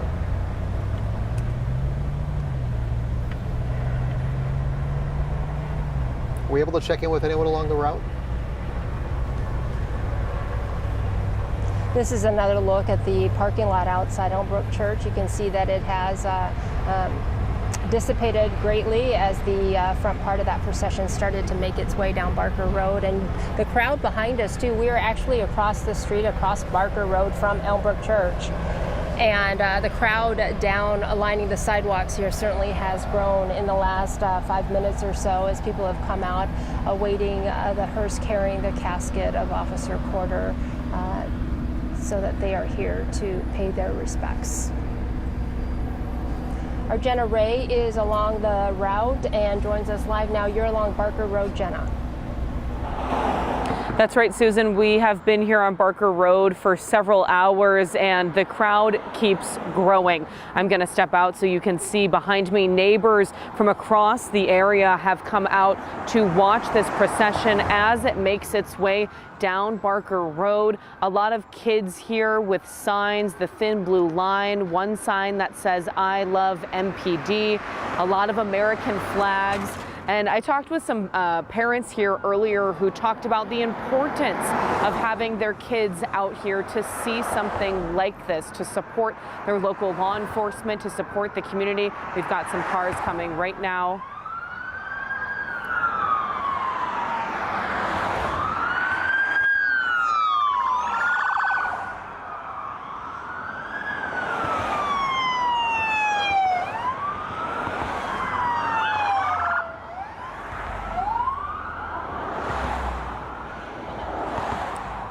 Now, Susan and Steve, I'm going to guess that these cars driving down Barker right now are some of the law enforcement vehicles that are going to be helping block off the streets for this procession. As we mentioned, there are going to be hundreds of law enforcement vehicles along this route. Barker and Capitol Road, both very busy streets, and so they're going to prepare to block some of these roads off so the procession can happen succinctly and safely, along with people sitting here watching. We've got another family just to my right that just walked out, bringing out an American flag that they have draped between the two of them. I want to go back to what I was saying before about some of these parents that I talked to earlier today in this neighborhood, telling me how important it was for their kids to be out here. As you can see along Barker Road, a lot of children as young as probably 2-3 years old, up until some teenagers out here holding signs that say "I heart MPD," thin blue line signs. The parent, Todd, who I talked to me about the importance of bringing his kid out here and just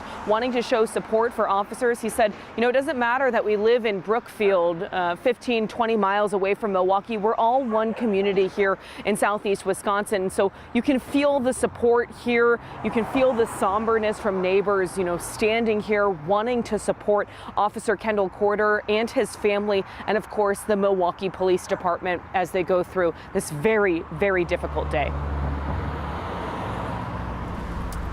Jenna Ray, thank you so much. There's still a lot of police vehicles left in the parking lot at Elmbrook Church. We see a lot of them lined up. A little bit of wisdom passed along to me by a good friend who used to wear the uniform. That was likely the honor guard we saw leaving. That makes sense because they need to get there first and get in position to be in place for when the hearse does finally arrive. So that is probably why they were trying to get there so quickly. We see Chicago police present here as we take a look at some of the vehicles in that parking lot. They will be lining up to go down Barker Road, head north, and then go to Capitol Drive on their way to Wisconsin Memorial Park, where there will be a private burial for Officer Kendall Corder. He was just 32 years old, and he was a son, a brother, an uncle, and very much loved by his colleagues in District 2. And so they are paying him honor with all the love you would expect from a community that appreciates the work of a Milwaukee police officer. Charles Benson is about 2/3 of the way along the route, not far from the entrance to Wisconsin Memorial Park. Charles, what's it look like from there? So when we arrived here several hours ago, there was just one family, a mother and her 3-year-old son, and she was here with her parents. If you look behind me now, there's at least 100 people just in this stretch. And as Andrew shows you some of those folks, I'm going to go all the way down to the end because I bumped into 2 sisters who are here as well, who are waiting for this procession to become. I see Sherry and her sister here. So come on down this way.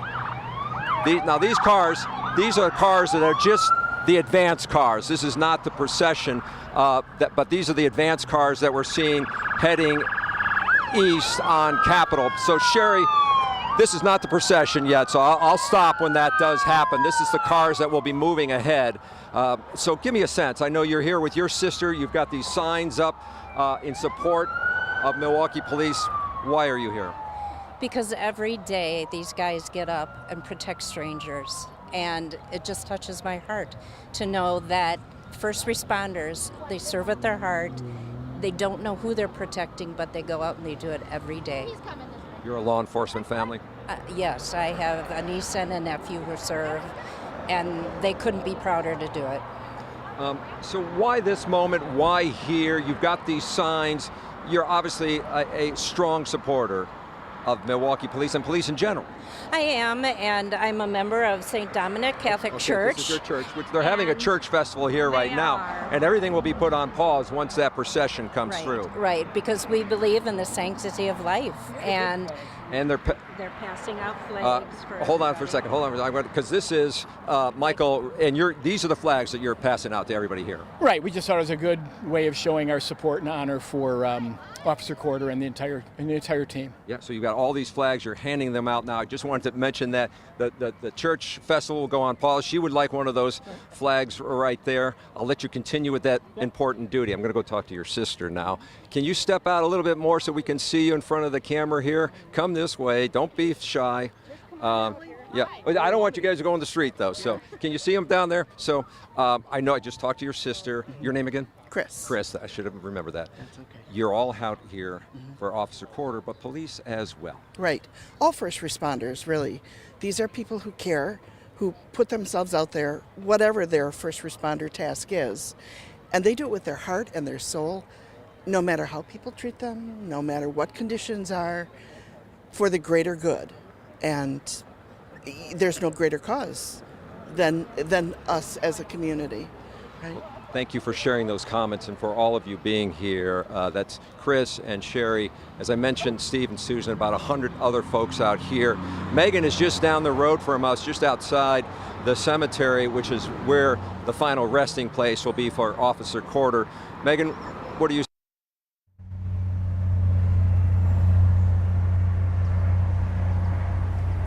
Park, where Officer Corder will be laid to rest. Many are just waiting for his casket to arrive here so that they can pay their respects. And Michelle, you're one of those people that is out here today to pay your respects to Officer Corder.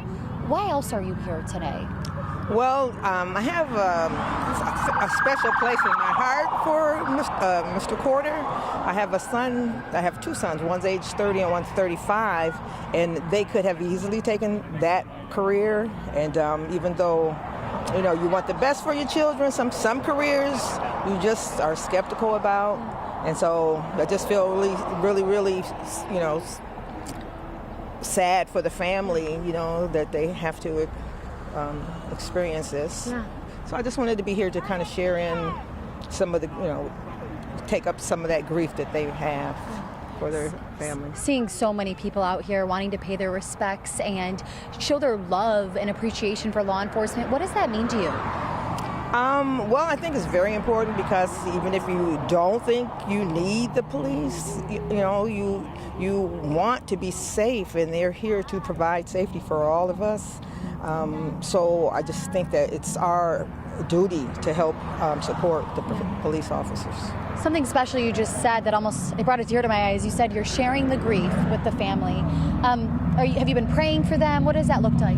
All the time, yes. When I first heard the news, and I've been, you know, I was just like really, you know, praying that he would make it, you know, with all the prayers that went up for him. And so when he didn't make it, it was just a really tough time for me. You know, again, having children, grandchildren. Yeah. Well, Michelle, thank you so much for your time. And you guys, you're welcome. There's so many people out here waiting for his casket to arrive here at Wisconsin Memorial Park. I'm actually going to have you take a look really quick right here. I'm going to have us show you this flag. This is the scene we're looking at right now, waiting for that casket to arrive here at the cemetery so Officer Corder can be laid to rest. I'm going to send it back to you, Susan and Steve.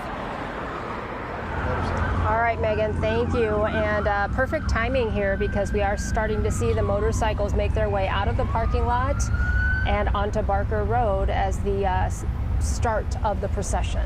We noticed traffic pretty much dried up on Barker Road just a moment ago, a pretty good sign that they were ready to start rolling. The honor guard we heard in the back of Megan's live shot arrive at Wisconsin Memorial Park So now the motors will lead the way.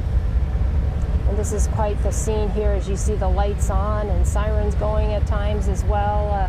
A powerful scene that we have seen the crowd here grow as well on Barker Road right behind us. There's a sidewalk here, and it is just a powerful scene watching all of these members of law enforcement as they lead their fallen brother to his final resting place.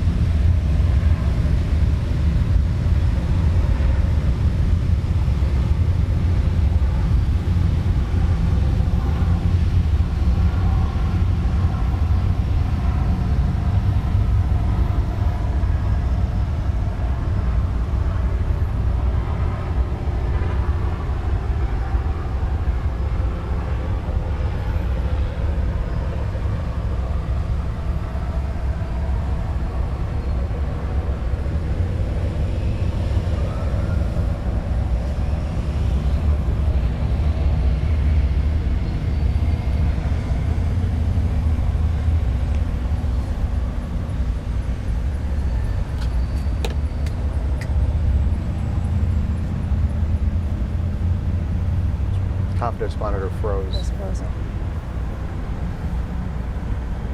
It's better now.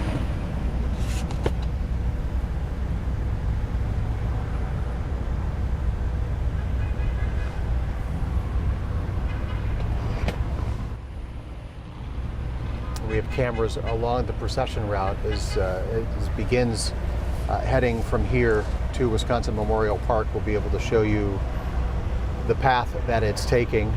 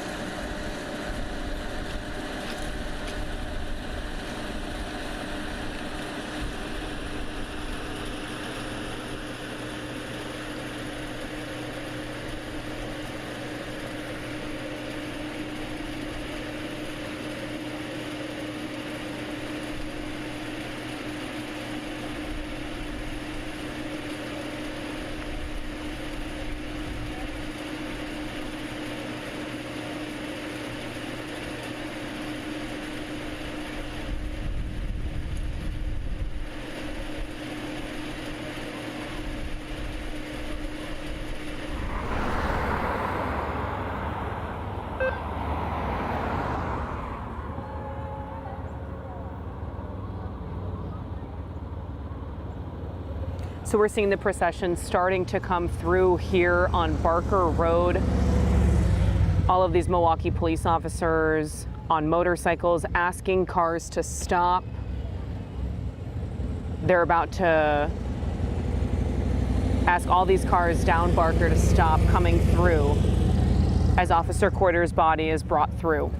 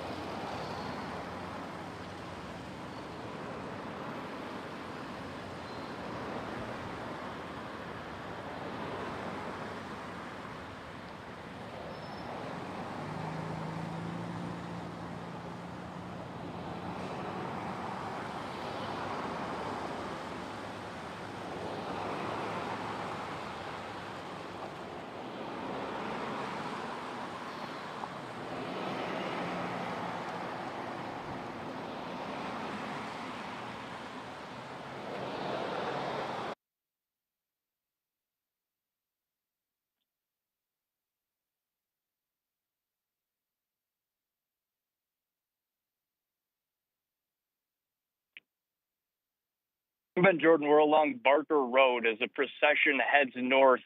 This is an aerial view of those squads, cars, and buses making their way to Capitol Drive, where they will turn east to Wisconsin Memorial Park.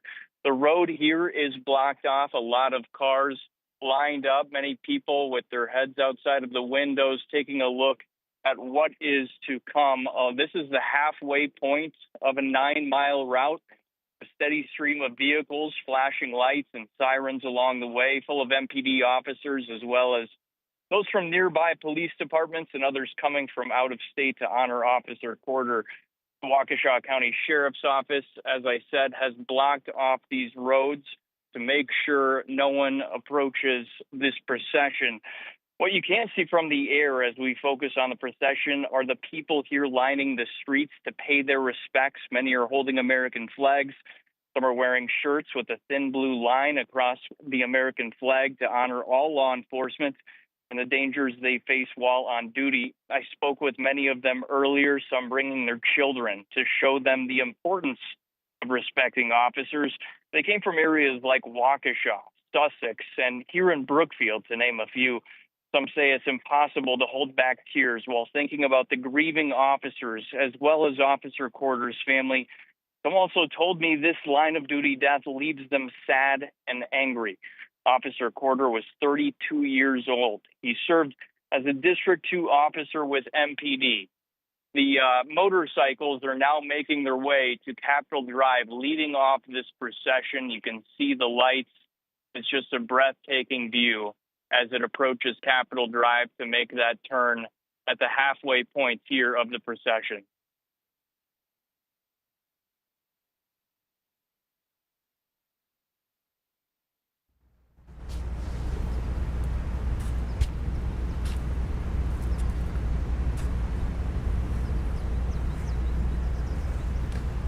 Ben Jordan with photojournalist Jeremy Dunk working the drone for us, giving us these moving images of the procession now coming up to the intersection of Capitol Drive, where they'll make that right turn and then continue on their way to Wisconsin Memorial Park. Thanks to Rebecca Clough, who is stationed just outside the entrance to Elmbrook Church. She has been, and she continues to, as she's texting us still right now, the names of all the law enforcement agencies that she has seen. Round Lake Beach, Jackson County, Johnson Creek, Clark County, DeForest, Watertown, Delavan Darien, Mequon, the North Shore is represented, Eau Claire, St. Croix, Ontario, Canada here as well. Yeah, I saw Ozaukee County was represented here, Kenosha, Racine, Manitowoc, Menasha, Oshkosh. I mean, the list goes on. It seems as if almost every community in the state has some sort of representation here, if not all, almost a majority of them. And some from Illinois area as well, with the Illinois Honor Guard as part of the remembrance here in Brookfield for Officer Corder as we continue to watch the procession make its way to Wisconsin Memorial Park. And I will tell you here, we're still at Elmbrook, and we are seeing squad cars still exiting the parking lot. So you are talking about a procession that is several miles long with people who are honoring a fallen officer. It is silent except for two sounds I have noticed. That is those of the motorcycles and of the canines. A lot of these units are carrying canine officers, and they've got the rear windows rolled down, and we've heard, by my count, 2, maybe 3 dogs giving their salute as only they can on this day. The barking of dogs and the rumbling of motorcycles, really the only thing breaking the silence. And we are just about to see the last vehicle in this procession, so it is continuing to stretch for miles. People have not left.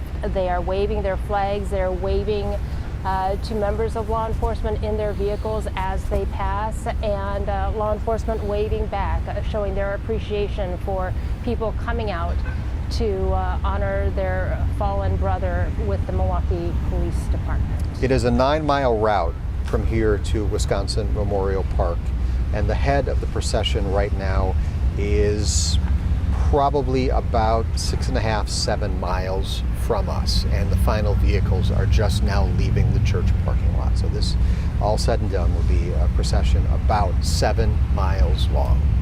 And you see the hearse there in the middle of your screen, surrounded by officers on motorcycles, following it with care.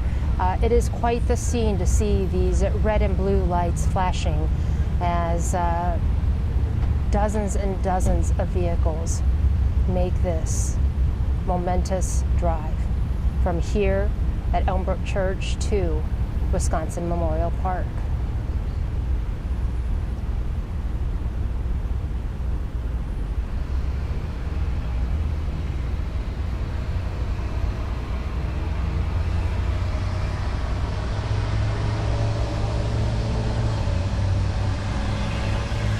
This is a live look now with our crew further down Barker Road, about halfway to Capitol Drive, and you can see the lights and the people who have come out to show their appreciation and to honor Officer Corder.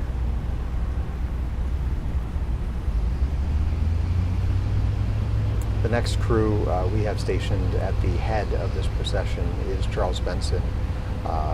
We're going to get to him in just a moment or two here. I imagine this is not far right now from where he is, and considering there's a church festival underway right there and at least 100 people gathered at that location, I expect that to be one of the more moving stops along this route. Yeah, that church, St. Dominic's, and they said that they were going to make a point of stopping the activities at the church as the procession made its way past their property. And here you see the lead motorcycles with this procession as it looks as if it is approaching that location on Capitol Drive.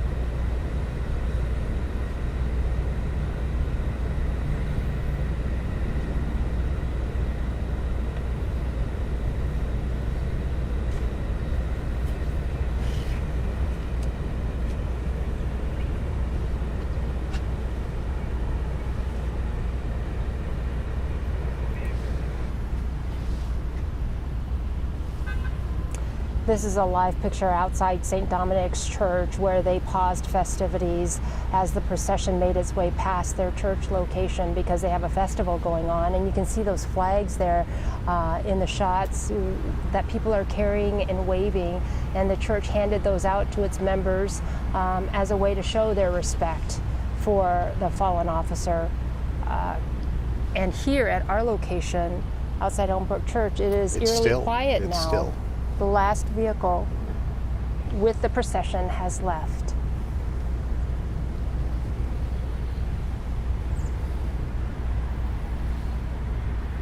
We're now only a mile or two away from the entrance to Wisconsin Memorial Park.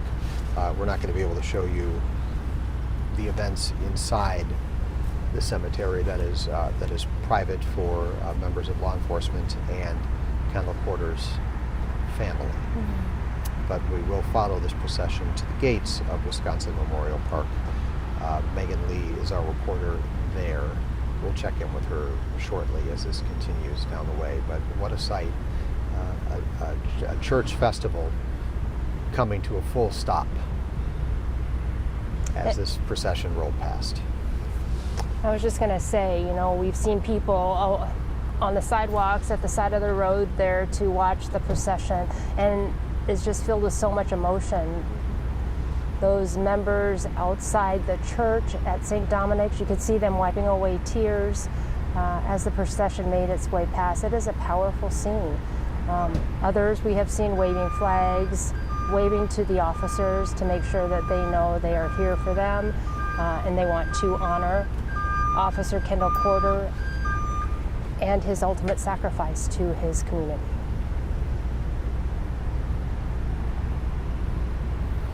You see the winding hills of Capitol Drive as all these law enforcement vehicles continue to make their way east towards Wisconsin Memorial Park. And we are talking about a procession that is several miles long. We were watching the procession make its way down Barker and then head east on Capitol Drive, and cars were still leaving the parking lot here at Elmbrook Church. So this is a large contingent, dozens and dozens of vehicles from law enforcement agencies around the state and around the country, even from Canada, as they honor a fallen officer killed in the line of duty. And I'm using my remedial physics memories here of using rate and time to calculate distance. It's about 7 miles long, the length of this procession. It's about a 9-mile drive from here to there. 19 minutes, I'm told, if you are moving with the flow of traffic. So this is a 7-mile long procession on a 9-mile route, which is just remarkable. And that travel time of 19 minutes, that's going at the speed limit. Yeah. So this procession going slower than that, so that slower. So that people can see the procession and appreciate all that Officer Corder has sacrificed.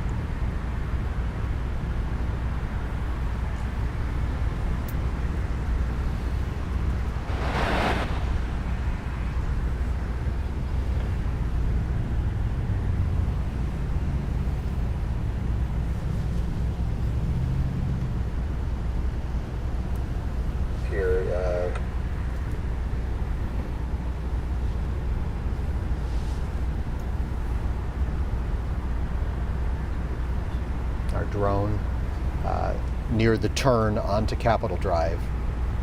You can see it's still rounding the corner. This is quite a sight.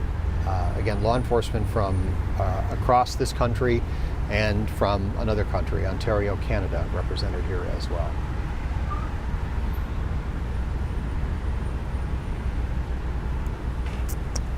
We saw Virginia police as well. We had earlier seen Boston and Denver here.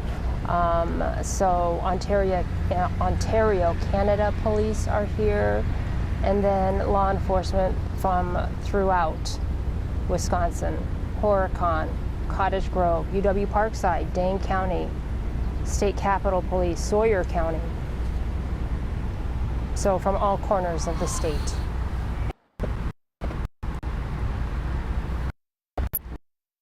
Here at Wisconsin Memorial Park.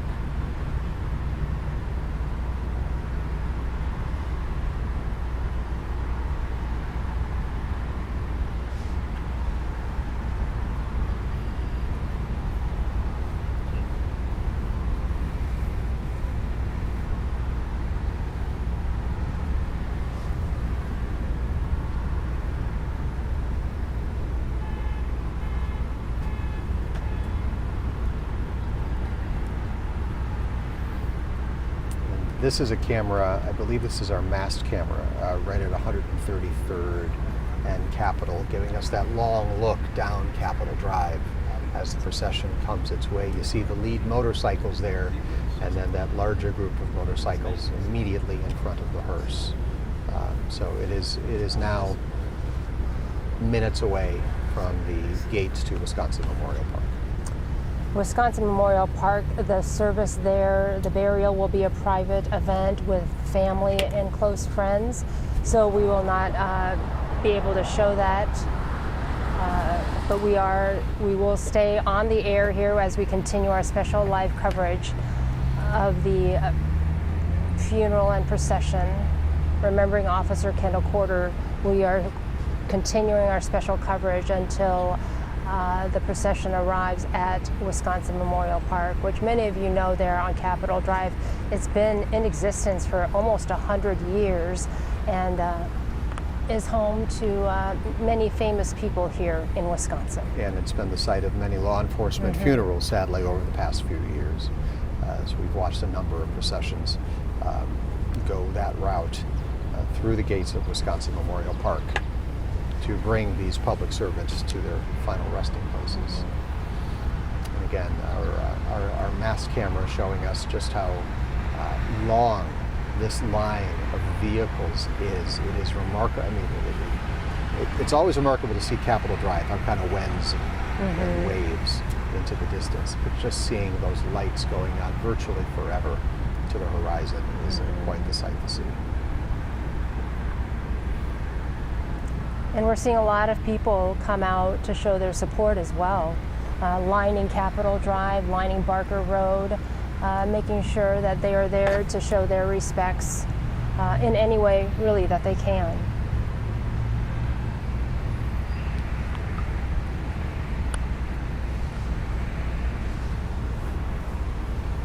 Officer Kendall Corder was just 32 years old. He was a son, he was a brother, he was an uncle, and by all accounts, when you listen to people from District 2 and within the police department, he was loved by many, and people in his life knew that he was something special early on in his life, and they made a point of sharing those stories today during his funeral service here at Elmbrook Church. Again, this is our camera at 133rd and Capitol.